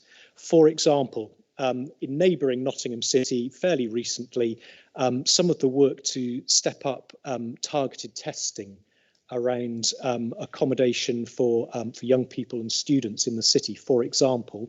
Well, I know some colleagues who were very busy over over the weekend, for example. So we still have the ability to stand that up. What I think would be slightly over-egging it was if we had in place a certain, I hope my words don't come back to haunt me, have in place an arrangement where we were resourcing that weekend in, weekend out, right through the next 2 years. I think that would be more than is needed, or at least our experience of the last few months suggests that's the case. As with other things, we'll have to adapt and change if required. Finally, you did ask me to comment just briefly on what the worst case scenario would be. The reasonable worst case scenario was something which Department of Health and Social Care set out 9 or 10 months ago and haven't revised since then. The scenario we're asked to plan for is one in which we would experience, as it says in Appendix A, I think, multiple large outbreaks, local outbreaks, unknown variants across workplaces, vulnerable groups, leading to high volumes of hospitalisations and deaths, and the likelihood of a national scale third wave at some point. Now, I am optimistic that what's been achieved with vaccinations, I am optimistic that it will mean that we don't have to end up dealing with something as bad as what I've just described. Nevertheless, we do need to think about how we would stand up sufficient capacity were that needed. And it would essentially, in the first instance, mean redeploying people from within public health away from their business as usual and back to help with the outbreak response. And after that, other colleagues in the local authority. And indeed, we would once again be probably putting out a call through the Local Resilience Forum for mutual aid from other partners across the system as well, like districts and boroughs. Thank you. Thank you, Jonathan. I'm going to take one more question on this and then we can move on. So, Councillor Barnfather, please. Thank you. Yes, thank you, Chair. I welcome the paper that's before us and the fact that we are actually planning for 2 years, not just 1 year ahead.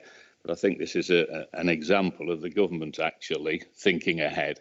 They've produced the template for each authority that we are effectively responding to. They provided the funding for each authority to respond to the template. It's right that we should actually think beyond the 12 months, and I'm quite sure that if additional funding is required, as has been exampled on many occasions over the last 12 months now, the goalpost, as it were, will be moved yet again, because of course the pandemic is not a statutory something that actually stands still.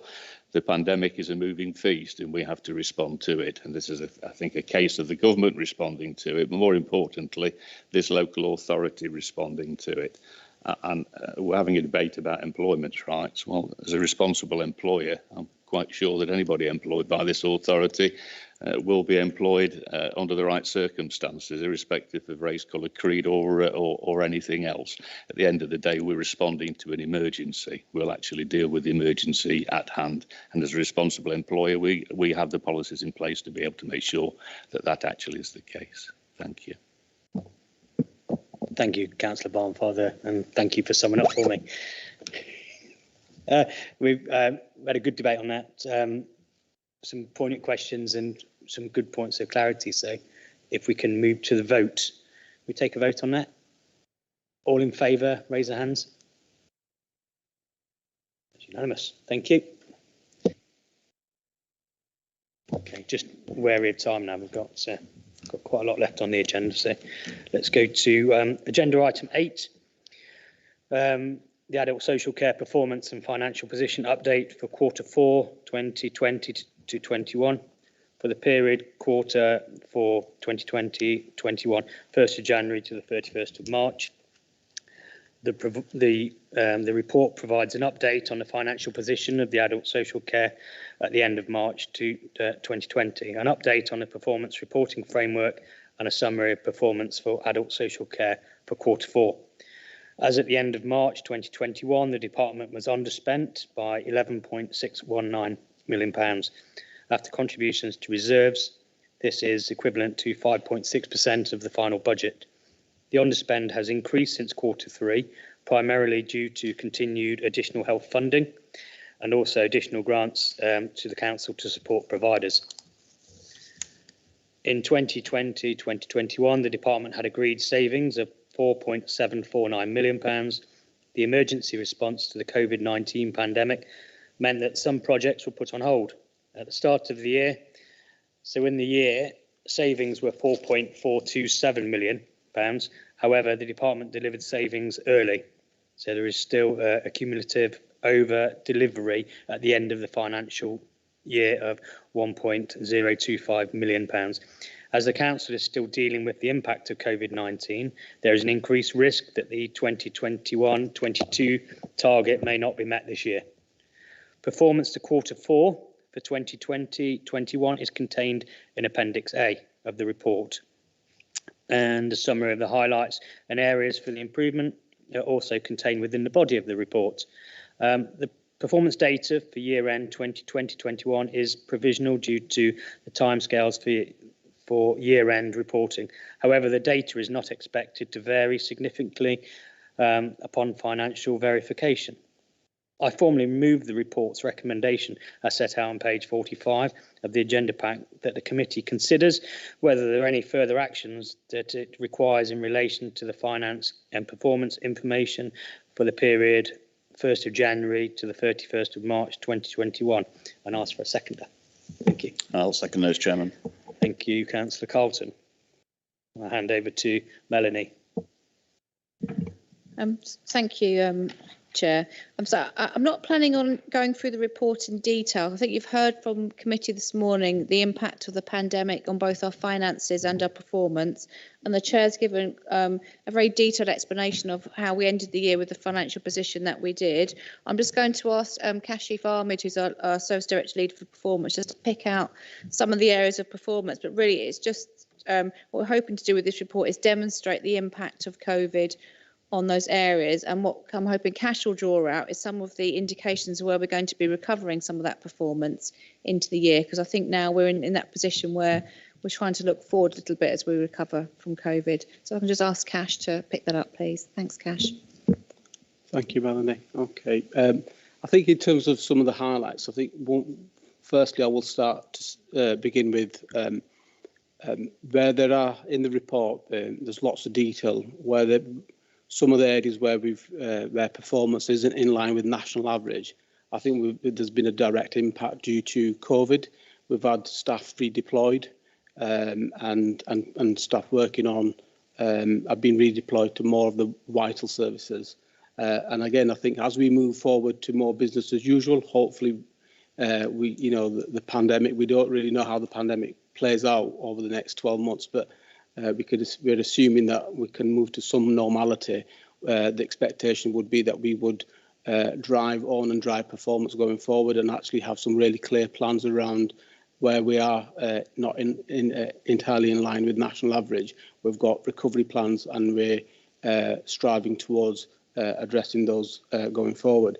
I do think there's a lot to be proud of as well. I think there's been an incredibly difficult year. A challenging year, and I think the Q4 report, some of the positive highlights that I would like to draw out is the work around a number of services that have actually been maintained. The vast majority of services have been maintained, and people that are most vulnerable have been supported throughout the pandemic. And some of the highlights I've found really helpful to pick out is carers short breaks. The number of carer short breaks is phenomenal.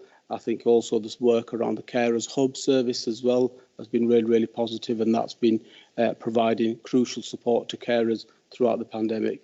Equally, I think there's been the report highlights a range of work and activity around supporting staff wellbeing throughout the pandemic. It's not been easy for staff to exclusively work from home, and there's been lots of support on hand to support staff with those change of circumstances.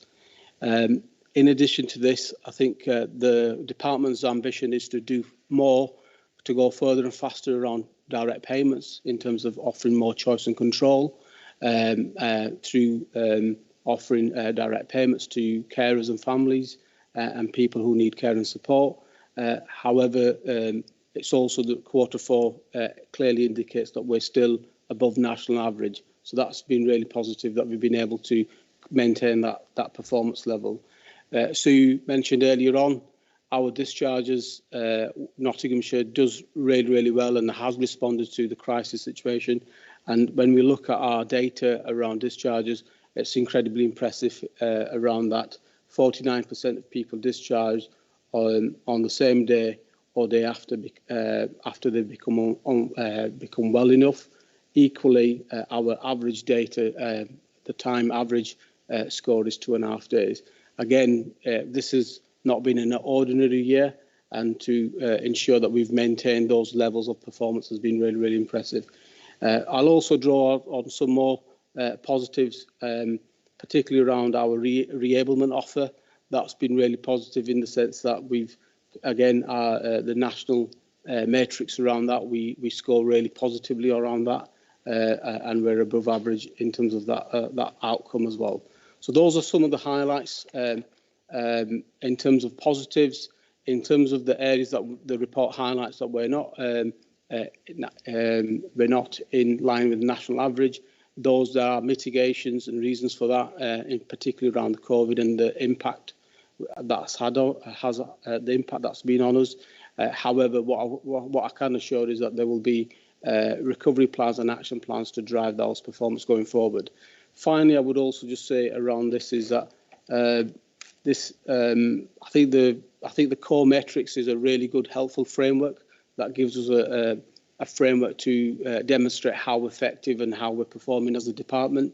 And again, I think the emphasis will be about driving and striving to be best in class right across those core metrics going forward. Happy to take any questions. Thank you, Kashu. Got one question from Councillor Martin.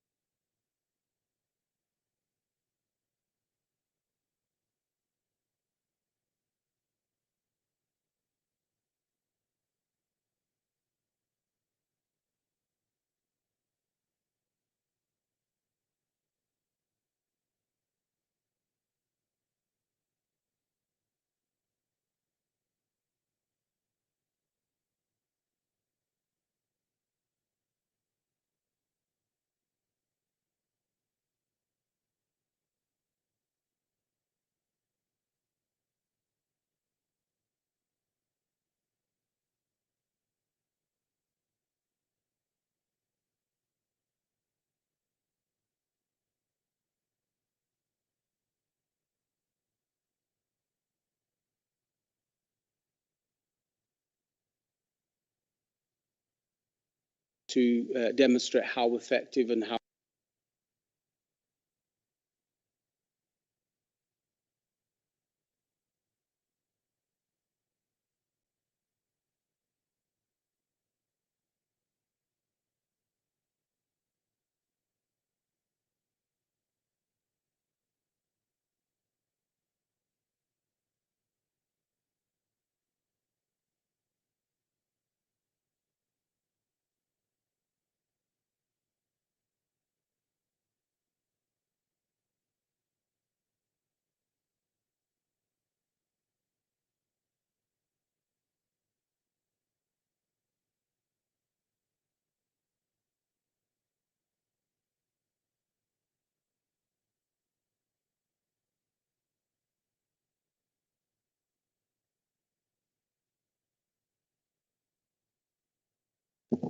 Thank you, Councillor Martin. I'll start by, yes, I am happy to continue the hard work of my predecessor, Councillor Harper, in lobbying. Yes, and then Melanie's going to pick up on the your other part of the question, okay, with the underspend. Thank you. So for the first part of the pandemic, we started emergency planning in February, really right through till September, October, all of the departmental projects that committee had approved were paused.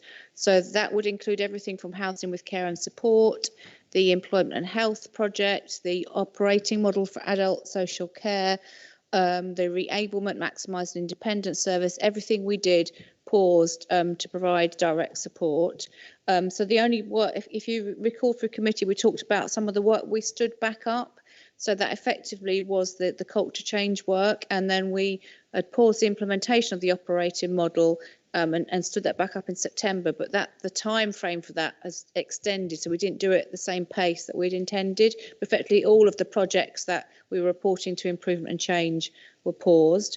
The areas that particularly that we paused that had an impact on our income and expenditure were particularly around housing with care and support.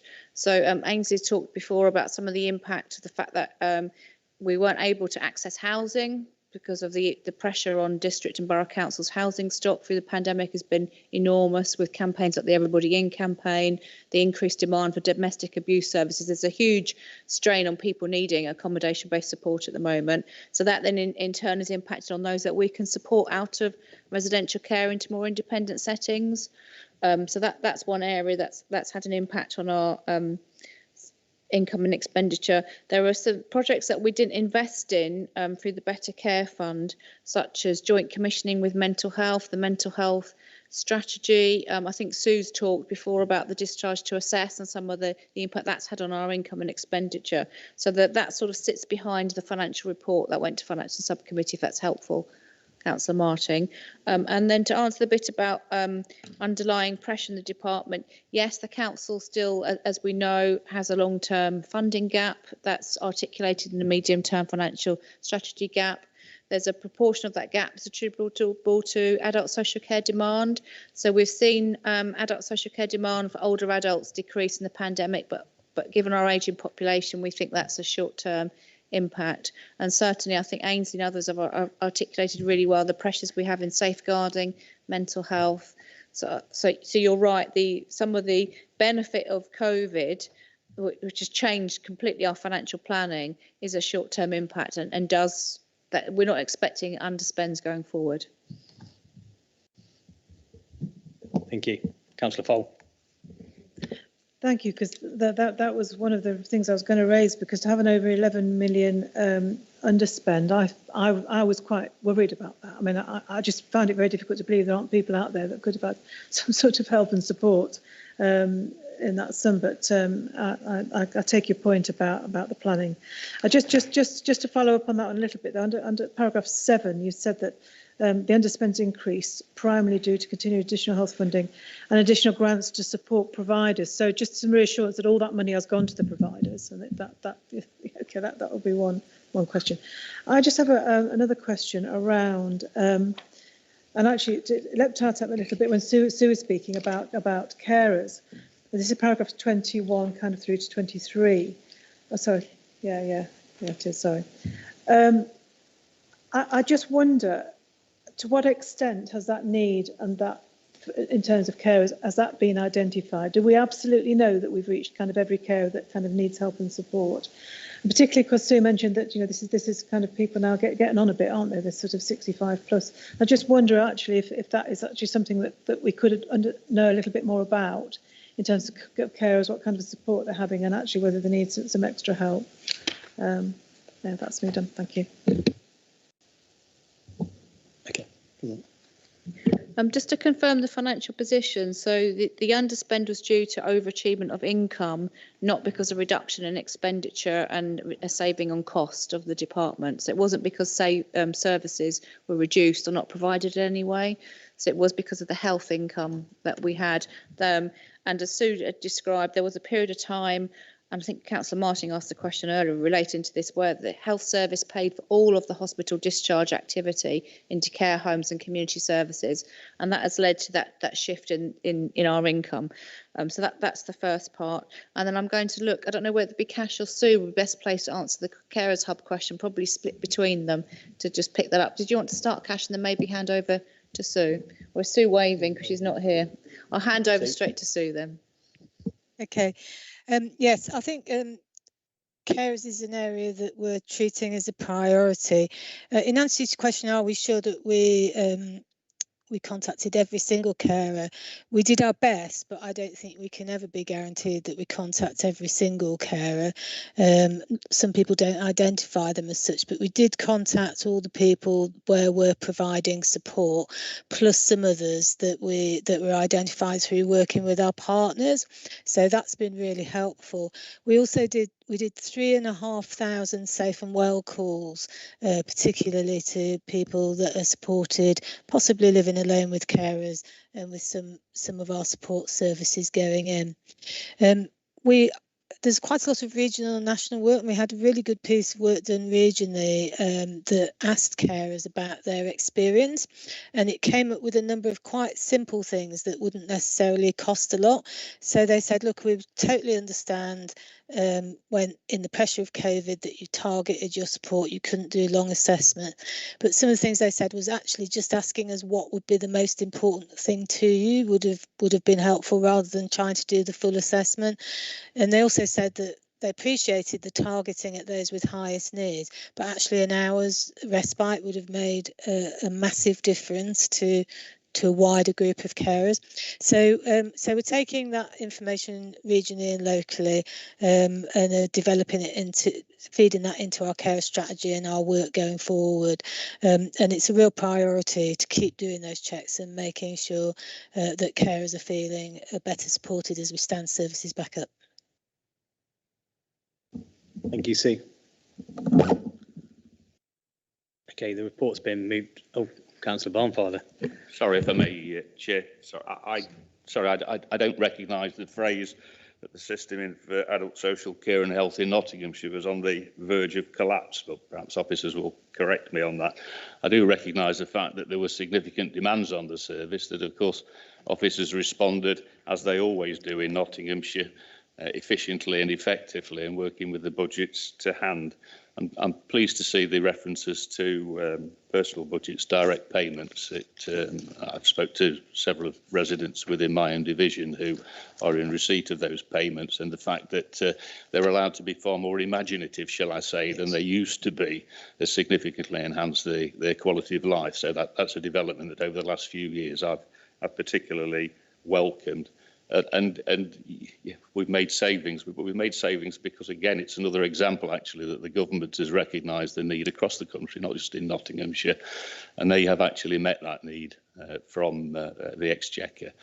And there's been a benefit, a byproduct benefit to Nottinghamshire in terms of a surplus this year. But let's not be mealy-mouthed about it. We will need it next year.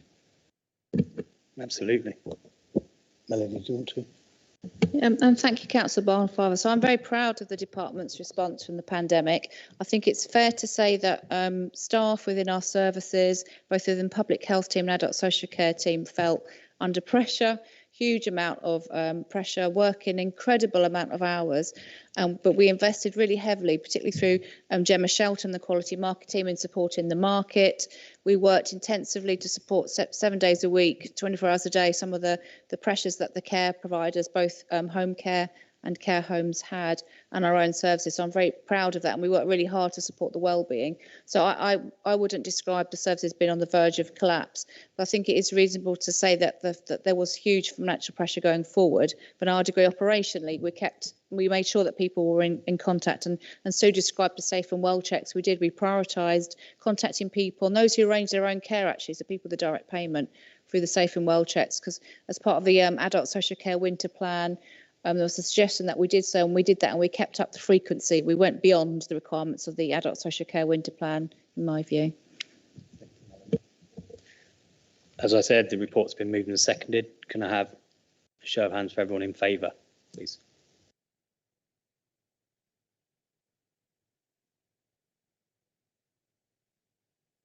Are you in favour? Yep, that's unanimous. Thank you. Okay, move on to, just looking at the time, move on to agenda item 9. It's a report of the Director of Public Health, the Public Health Performance and Quality Report for the contracts funded with ring-fenced public health grant from the 1st of October 2020 to the 31st of December 2020. The report provides an overview of performance for public health directly commissioned services and services funded either in the whole or in part by the public health grant from October to December 2020. A summary of the key performance is in the first page of Appendix A. The recommendations are set out on page 6 of the report are: the Adult Social Care and Public Health Committee considers whether there are any further actions it requires arising from the information in the report. Jonathan, I'm going to hand over to Natalie, the author. Thank you. Thank you very much, Chairman, and good afternoon, committee. My name is Natalie Burkitt and I manage contracting and performance in public health, and I report quarterly to committee on the performance of our main commission services. Quarter 3, a long time ago now, began as some further easing of the strictest form of lockdown restrictions continued. But then on the 31st of October, the Prime Minister announced that England would go into a second lockdown from 5th of November. To that end, this quarter was by far the most erratic quarter in terms of COVID impact on service provision within the initial relaxation and restrictions, and some temporary restoration of service delivery to going back into lockdown. Furthermore, this quarter saw a number of providers being challenged with a lot more staff absences due to COVID, which impacted adversely on service provision. However, providers continued to work innovatively. The performance itself is a mixed bag, especially when compared to the previous year. As GPs responded to COVID initially and have been invaluable, of course, in the vaccine rollout, health checks have inevitably not been a priority and were stopped, in fact, in the first quarter at a national level to help GPs in their COVID response. Our sexual health providers are still seeing almost 2/3 of the number of people seen in quarter 3 last year. However, HIV and chlamydia testing is down at our clinics, but online testing is proving very popular. The number of women accepting long-acting reversible contraception is higher actually than in the previous year. The C-card scheme suffered due to the closure of schools, but conversely, due to the lockdown restrictions, young people have been unable to see each other to any great extent. The all-age substance misuse service continues to accept more service users than anticipated, and the numbers of successful completions is double the position last year. Data from the Integrated Wellbeing Service is being collected slightly differently in the new service, but I can confirm that the numbers of smoking quitters, whilst down on the numbers to date last year, that is only a figure, well, it's a figure of 382 on last year. To pick up on one of Councillor Foll's questions, however, the provider is meeting the target that we've set the provider of ensuring that 60% of their referrals are from the 40 most deprived areas of Nottinghamshire by targeting their response in those areas. Our domestic abuse providers have had almost 500 more referrals to date this year than in the previous year, and actually that rises to 1,000 in this last quarter. But I won't take away the thunder from my report next month. Our Healthy Families provider is meeting all its targets, as is our homelessness provider. However, stakeholder engagement and the mental well-being of service users are two of the unquantifiable but nonetheless important outcomes providers contributed to. The mental well-being of service users is a golden thread running through all our commission services, and the support through ongoing contact offered to service users has been indispensable during this very strange time. Furthermore, conversations are ongoing to ensure performance improves where it needs to be improved as soon as some sort of normality resumes. I'm happy, of course, to take any questions. Thank you, Natalie. Before we go to questions, I'll move the report. Do I have a seconder? Thank you, Councillor Turner. Councillor Martin. Thank you, Chair. I welcome the resumption of test purchasing for illicit tobacco where intelligence has been received as outlined in paragraph 34 of the report. Members of the previous committee will know that last year I expressed concerns about the suspension of mystery shopping. It's also a concern that illicit tobacco is now being sold door to door, and as Jonathan Gribbin pointed out earlier, this is a very prevalent health deprivation. It causes a lot of problems. I would encourage any members of the public to call 101 if they come across any dangerous or illegal products. Can I draw your attention to remarks made by Nottinghamshire's Police and Crime Commissioner last week in her first panel meeting in response to a question asked by my colleague, Councillor Helen Ann Smith. She promised to review Nottinghamshire's Police's strategy for mystery shopping. Can I have assurances that this council will work with the police as part of that review? In paragraphs 36 to 39 of the report, it acknowledges the sharp rise in alleged domestic abuse across Nottinghamshire, and this is echoed by figures by Domestic Violence Charity Refuge. They recorded an average of 13,162 calls and messages to its National Domestic Abuse Helpline every month between April 20 and February 21. That was up more than 60% on average, the number of monthly contacts, than there were at the start of 2020. It's been described as an epidemic beneath the pandemic. What challenges do we face to help identify the victims of domestic abuse across Nottinghamshire? Thank you, Chair.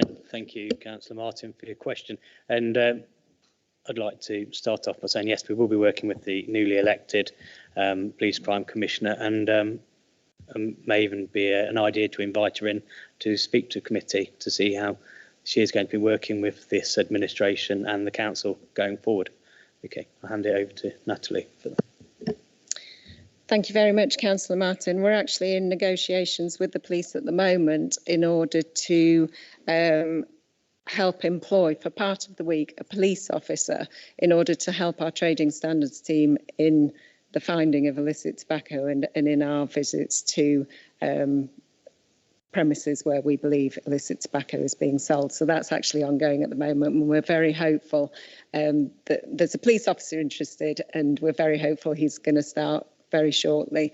And in respect of domestic abuse numbers, you are, of course, absolutely right. And as I say, actually, the services have, by the end of Q4, had 1,000 more referrals into the services than they did last year.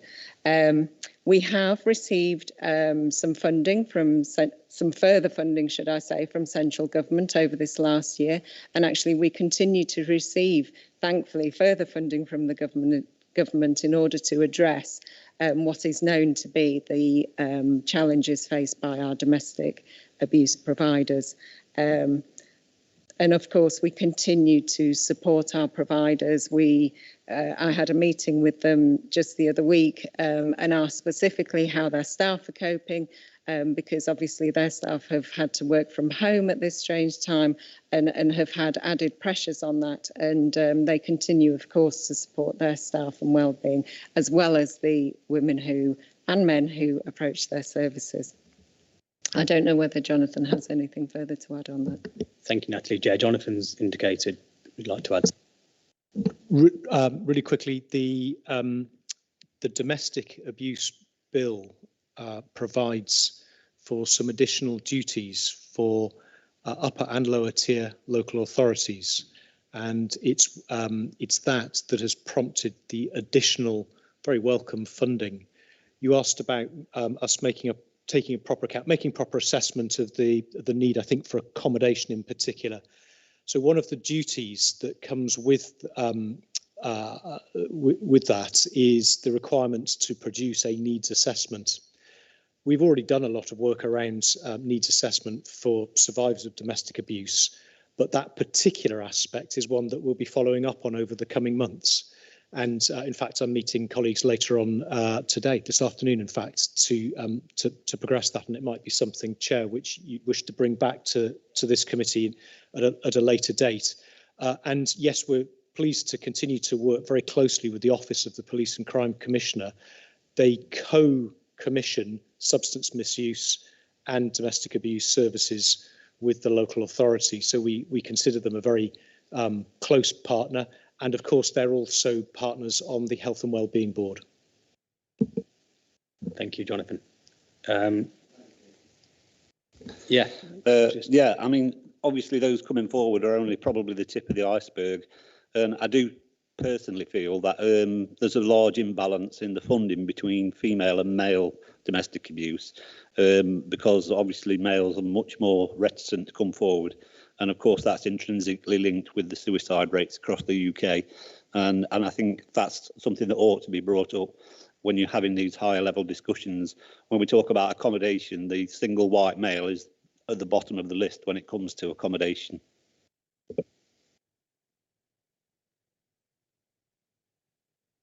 Thank you. Jonathan. So in our needs assessment, we paid very careful attention to equity and how the burden in this case of domestic abuse falls. And implicit in your question is the fact that actually most survivors of domestic abuse are women and girls. So that is something to which we want to give attention first of all. But in some of the preventive work that we commission from the local authority, for example, some of the work in schools, that's very much focused around young people understanding about equal relationships. So whether those relationships are between two young men or between a young man and a young woman, or indeed two women, those principles and that preventive work is applied irrespective. But of course, you're quite right to observe that in something like domestic abuse and in a number of the other issues and difficulties that we try to address, there's an iceberg effect, and that what we're able to see is only a part of the total need. And yet we'll remain mindful of that as we undertake the needs assessments.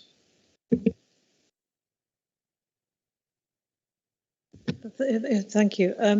And thanks for your comments about the inequality. I mean, that is certainly something that I would like to see flagged up more in terms of some of this reporting about the impact of that. And that just takes me to the data. Clearly, I'm new to this committee, and there'll be people much better at this than me. But it's actually quite difficult for me to actually read this data analysis and see actually what the real impact to get any time comparative analysis. I mean, there's an awful lot of numbers here, and clearly an awful lot of work has gone into this. So thank you for that, and I appreciate it's a really difficult job. But I'm still kind of a little bit unsure actually about where the need is and actually what concerns we need to raise. Which takes me to, you might have noticed a little bit of reticence over supporting the last committee report, and that is because of the wording in the recommendation. If we just look at the wording in the recommendation, the committee considers whether any further actions it requires. That really isn't something that actually I think we should be voting on. It just seems, the wording just doesn't seem to be kind of fit for purpose. I mean, because clearly we're raising concerns, although we're all very kind of, impressed by the kind of level of work and the support and the work of the departments. But actually, you know, if we're not actually reflecting some of our concerns in the recommendations and asking them to be addressed, it's quite difficult to vote for. We're considering and we're talking about it, and then those considerations go away and they form our recommendations for the next committee. That's how the committee works. We have a debate. Thank you. I would argue then that this shouldn't be voted on, and that should be, those actual actions should go to the next committee as something concrete to vote on.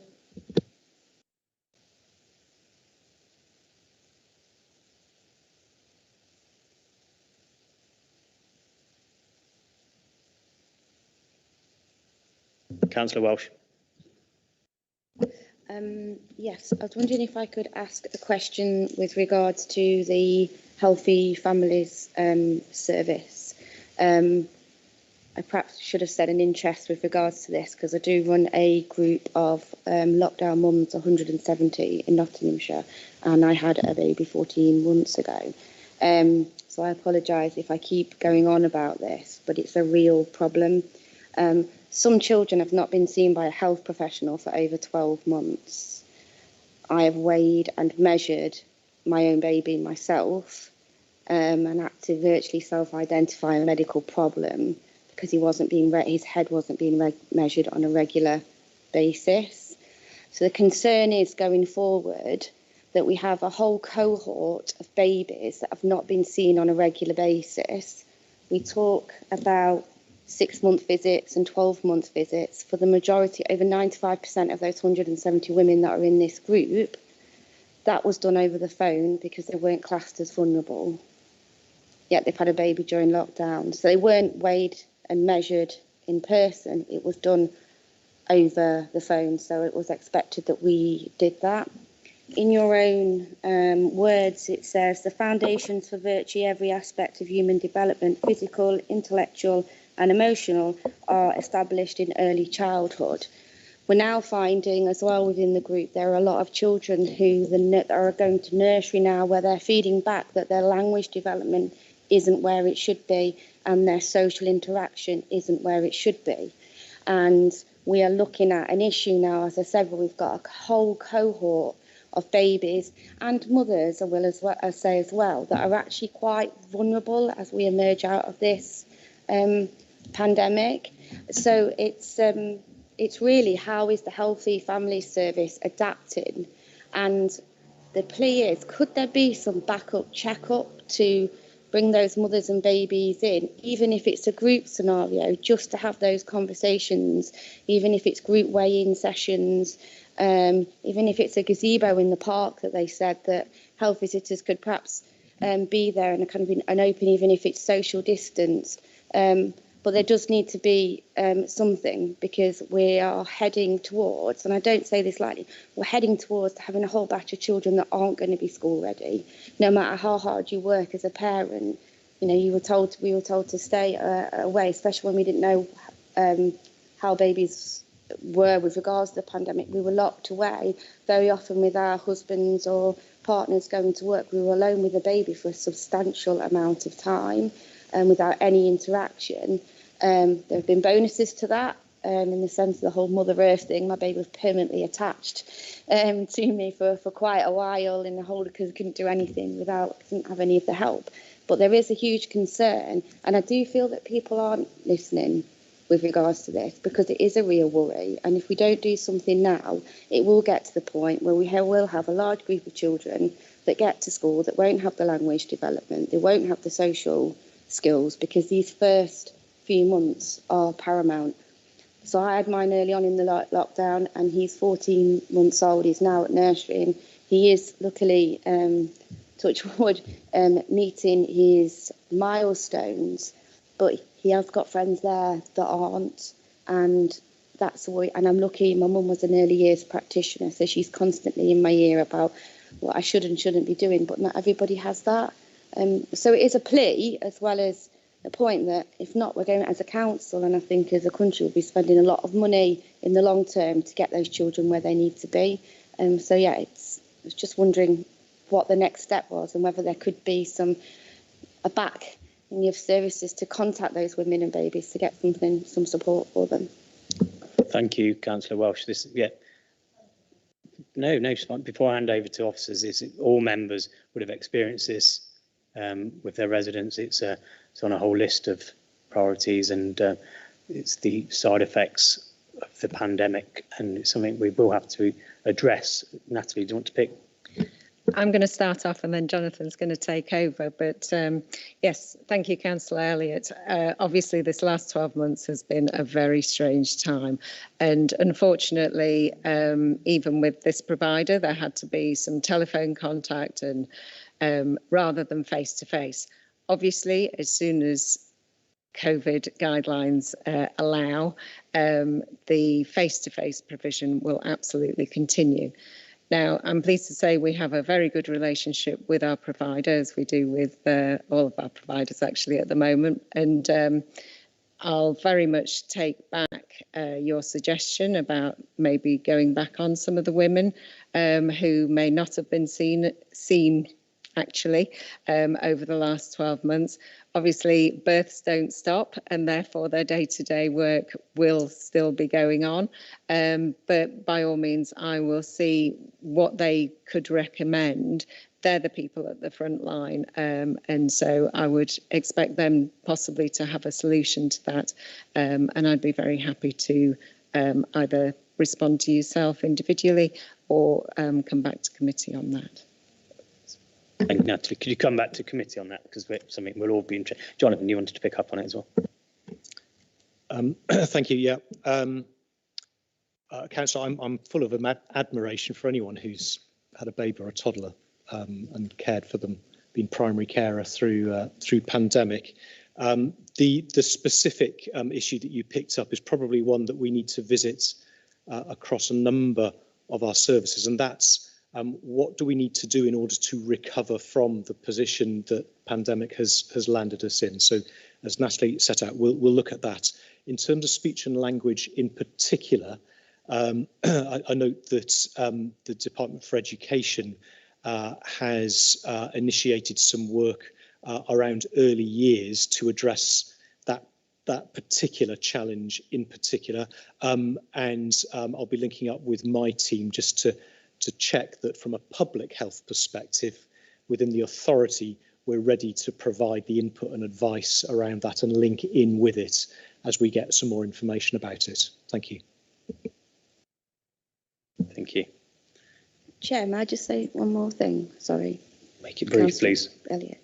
May I just say as well, I have got a whole group of women that would be willing to speak and feedback with regards to any services as a way of supporting, not to criticise, but to support going forward, and would volunteer to support other mums that are perhaps having had babies halfway through the pandemic that have now got.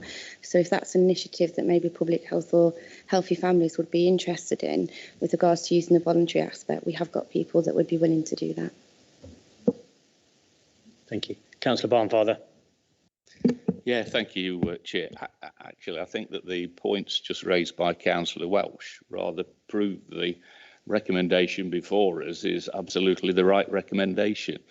As Councillor Fowle will be well aware, this is a similar recommendation that appears on virtually all committee papers. It used to be that this paper will be noted. Well, that's fine. We've read it. We've noted it. Move on. So the reason we changed the recommendation was for exactly the reasons that we've just had a discussion. The fact that Councillor Welsh has raised an issue, she's addressed it with officers, she's asked for it, or you've asked it through the chair for something to come back to committee. Surely that actually speaks to the accuracy of the recommendation before us. Thank you. Councillor Kerry. Yes, thank you, Chair. And I must say that it's my first time on this committee. I find out how really interesting and actually important this committee is to people of Nottinghamshire. So I'd love to be part of this for the future. Thank you. I'd like to ask if what Council is doing to look at the implications, understanding the implications of long COVID in the work it needs to do in the future in delivering public health. That's a good question. Thank you. Thank you, Councillor. So I'm going to answer that in two parts quickly. First of all, long COVID, as our local NHS would understand it, is a clinical condition. So one of the things which we are doing is making sure that we're getting on the front foot again with public health providing its specialist advice to our local NHS in the planning and arrangements they put in place around services. That's one of the many things that we had to suspend over the last year or so. So that's one thing. But if I can use a slightly broader definition, if you'll allow me, around long COVID. So COVID, as we've been hearing, has had an impact right the way through the life course, right the way through all of our different communities. And we're also, from public health perspective, involved with partners to make an assessment of that impact. So we did a rapid impact, or contributed to a rapid impact assessment a couple of months ago around mental health needs, because of course mental health and well-being has suffered for some groups considerably in the last year or so. We'll also be taking stock closer to home and nearer to this agenda item, excuse me, taking stock of the impact in terms of demand and need related to domestic abuse, for example, and to substance misuse. Going back almost a year or so ago, our committee approved some additional funding that would be made available for substance misuse, as I recall, because we were anticipating that we might see an increase in demand. Now, what actually transpired, I think, was some additional demand around opiate misuse. We didn't at that time see much increase in demand related to alcohol more specifically, which might have been the one that we might have anticipated. So we're keeping a close eye on these things as well. And that's also part of our recovery planning coming out of this, taking fresh stock. I hope that addresses your question, Councillor. Thank you for that, Jonathan. Okay. We've had a good debate on that. Should we move to the vote on that? So All in favour, raise your hand. Thank you. That's unanimous. Okay, we'll move on to agenda item 10. It's the Adult Care Financial Service Update Future Service Review. The report provides an update on key aspects of the work of Adult Care Financial Services team and sets out aims for the next phase of the service review. Finally, the committee is asked to approve the extension of 2 temporary deputyship officer posts and 0.6 full-time equivalent temporary finance assistant posts until the 31st of March 2022 to support the work of the team. The recommendations are set out on page 71 and 72 are to consider the update on the work of the Adult Social Care Financial Services and whether there are any further actions it requires arising from the information in this report. Approves a budget of up to £65,000 to contract for specialist independent advice and expertise on local authority financial charging, regulations to scope the next phase of the service review. Gives approval to review Nottinghamshire County Council's policies relating to financial contributions for social care and adult care financial services functions as part of the service review. Approves the extension of 2 full-time equivalent temporary deputyship officer Band A posts until the 31st of March 2022. Approves the extension of a 0.6 full-time equivalent temporary finance assistant grade 4 post until the 31st of March 2022. I'm happy to move the recommendations. Do I have a seconder? I'll formally second the recommendations, Chairman, and reserve the right to speak. Thank you, Councillor Carlton. I'll hand over to who's going to take this one up? Sue, there you are. You're behind me. I was looking for you. Thank you, Sue. Thank you, Chair. So just as a starting point for context, it's important to note that the majority of people don't actually understand that they could be charged for their social care. A Mori poll was done a couple of years ago and 80% of people thought it was free and thought that the types of support we have were actually provided by the NHS. But unlike the NHS, local authorities are able to charge people for their care and support under the Care Act and a number of other pieces of national guidance and regulations. So we have to adhere to those aspects that are mandatory, but there's also some areas of discretion and that's why the local authority has its own policies as well. And we have local authorities have to do a means-tested financial assessment to work out on an individual basis what people can afford to contribute to their care and leave them enough to live with. So Adult Care Financial Services are the team that work this out. They also check how people are managing their direct payments. This is where the person gets a sum of money to arrange their own support rather than the council paying for it. And they also take on managing people's monies in some instances where there's nobody else to do it. So it's an area that's really important to families, and getting it right early on really helps them understand what their financial situation and their options going forward. The report sets out a bit of work that we've done to improve the guidance staff have in their conversations with people that they work with on disability related expenditure. These are expenses that can be taken to account in the means tested financial assessment, and we've improved that and we co-produced it with people that use our services. So it's a guide to help those conversations.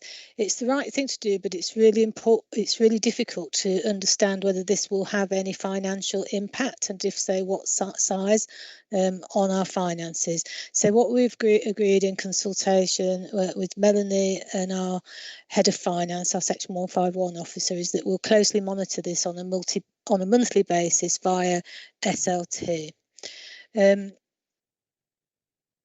The Adult Care Financial Services wasn't part of the overall departmental workforce remodel that you've heard referred to a couple of times, because they had another big project taking place at the time. So we have identified there's a number of areas where it's felt that we can improve the service. So we're now seeking permission and the resources to enable us to do this full review. Nationally, councils' financial services are an area often subject to legal challenge, so it's really good practice to have regular full reviews of all our policies and practices to make sure that we're doing the best we can in this area. It's also a very specialist and technical area, hence our request to fund some independent specific support with this review. And finally, the report asks for the further extension of 2.6 full-time temporary posts, which will be pending the outcome of the review. I'm happy to take any questions. Thank you. Thank you, Sue. I will open it up to questions, but can I ask you to keep your questions concise and answers brief? Thank you. Councillor Martin. Thank you, Chair. Yeah. 65,000 seems a bit excessive for an independent expert. Are we hoping that this is going to be resilient and form money-saving exercises in the future? Is this an objective viewpoint we're after here? Yes, it's an up to £65,000 because obviously when we go out to purchase that, we're not quite sure. We don't want to find ourselves a little bit short. There's no money savings at this point, but the scope would show that. It's really about improving and making sure we've got a really key part of our offer is as good as we can make it. Thank you, Sue. Yeah, it is up to 65. The recommendations have been moved and seconded. I'm happy to go to the vote. All those in favour, show your hands. Councillor Welsh, is that? Oh, yeah, okay. That's unanimous. Thank you. Agenda item 11, the market management position statement. This report provides the committee with an update about work undertaken within the quality and market management team. The council has a legal duty to ensure that there is a sustainable social care market of care and support services available for people living across the county. The team continues to support the social care market with a range of functions to enable oversight of the quality of the services the council commission. The team has recommended the annual quality audit process and maintain the responsive unannounced visits. There is continued support and development work with both community and residential care providers to ensure that people have access to safe, good quality care, whether that be in their own home or within a residential care home. The report gives information about examples of individual pieces of work that the team have developed or been involved with during the last 3 months. The report also contains the current position in respect of social care providers that have had their contracts with the council suspended. The recommendations as set out on page 7 of the report are members consider whether there are any actions they require in relation to issues contained with the report, and members advise how the committee wishes to monitor the actions issues contained within the report. I'm happy to move the recommendations. To have a seconder. I formally second the motion and reserve the right to speak. Thank you, Councillor Turner. And I'll hand over to Gemma, if you can, present, but keep it brief. Yes, I will do. You. Thank you. And good afternoon, committee. I'll just briefly introduce myself. I'm Gemma Shelton. I'm the interim group manager for the quality team. I won't go into any detail of the report because I think the report sells itself in terms of the pieces of work that the team's actually doing, obviously, for the next year, and Cash has kindly updated on some of the priorities the team's got for the next upcoming year. I suppose what I do want to mention is some of the priorities we've got in terms of the co-production, working with experts by experience, and also one of the projects which I think is really exciting is around home care and early deterioration projects. So hopefully you've had a chance to read that, but that's exciting in terms of some of the outcomes we're already seeing, and I will bring that back to committee later on in terms of the outcomes, because obviously we're part way through that project, but we just wanted to give an update in terms of that, the exciting project. It's a joint project, and also some of the early outcomes we are seeing. But if anybody's got any questions, please do ask. I can open up to questions. Do we have any? No. We'll move to the vote then. All those in favour, please raise your hand. Unanimous. Lovely.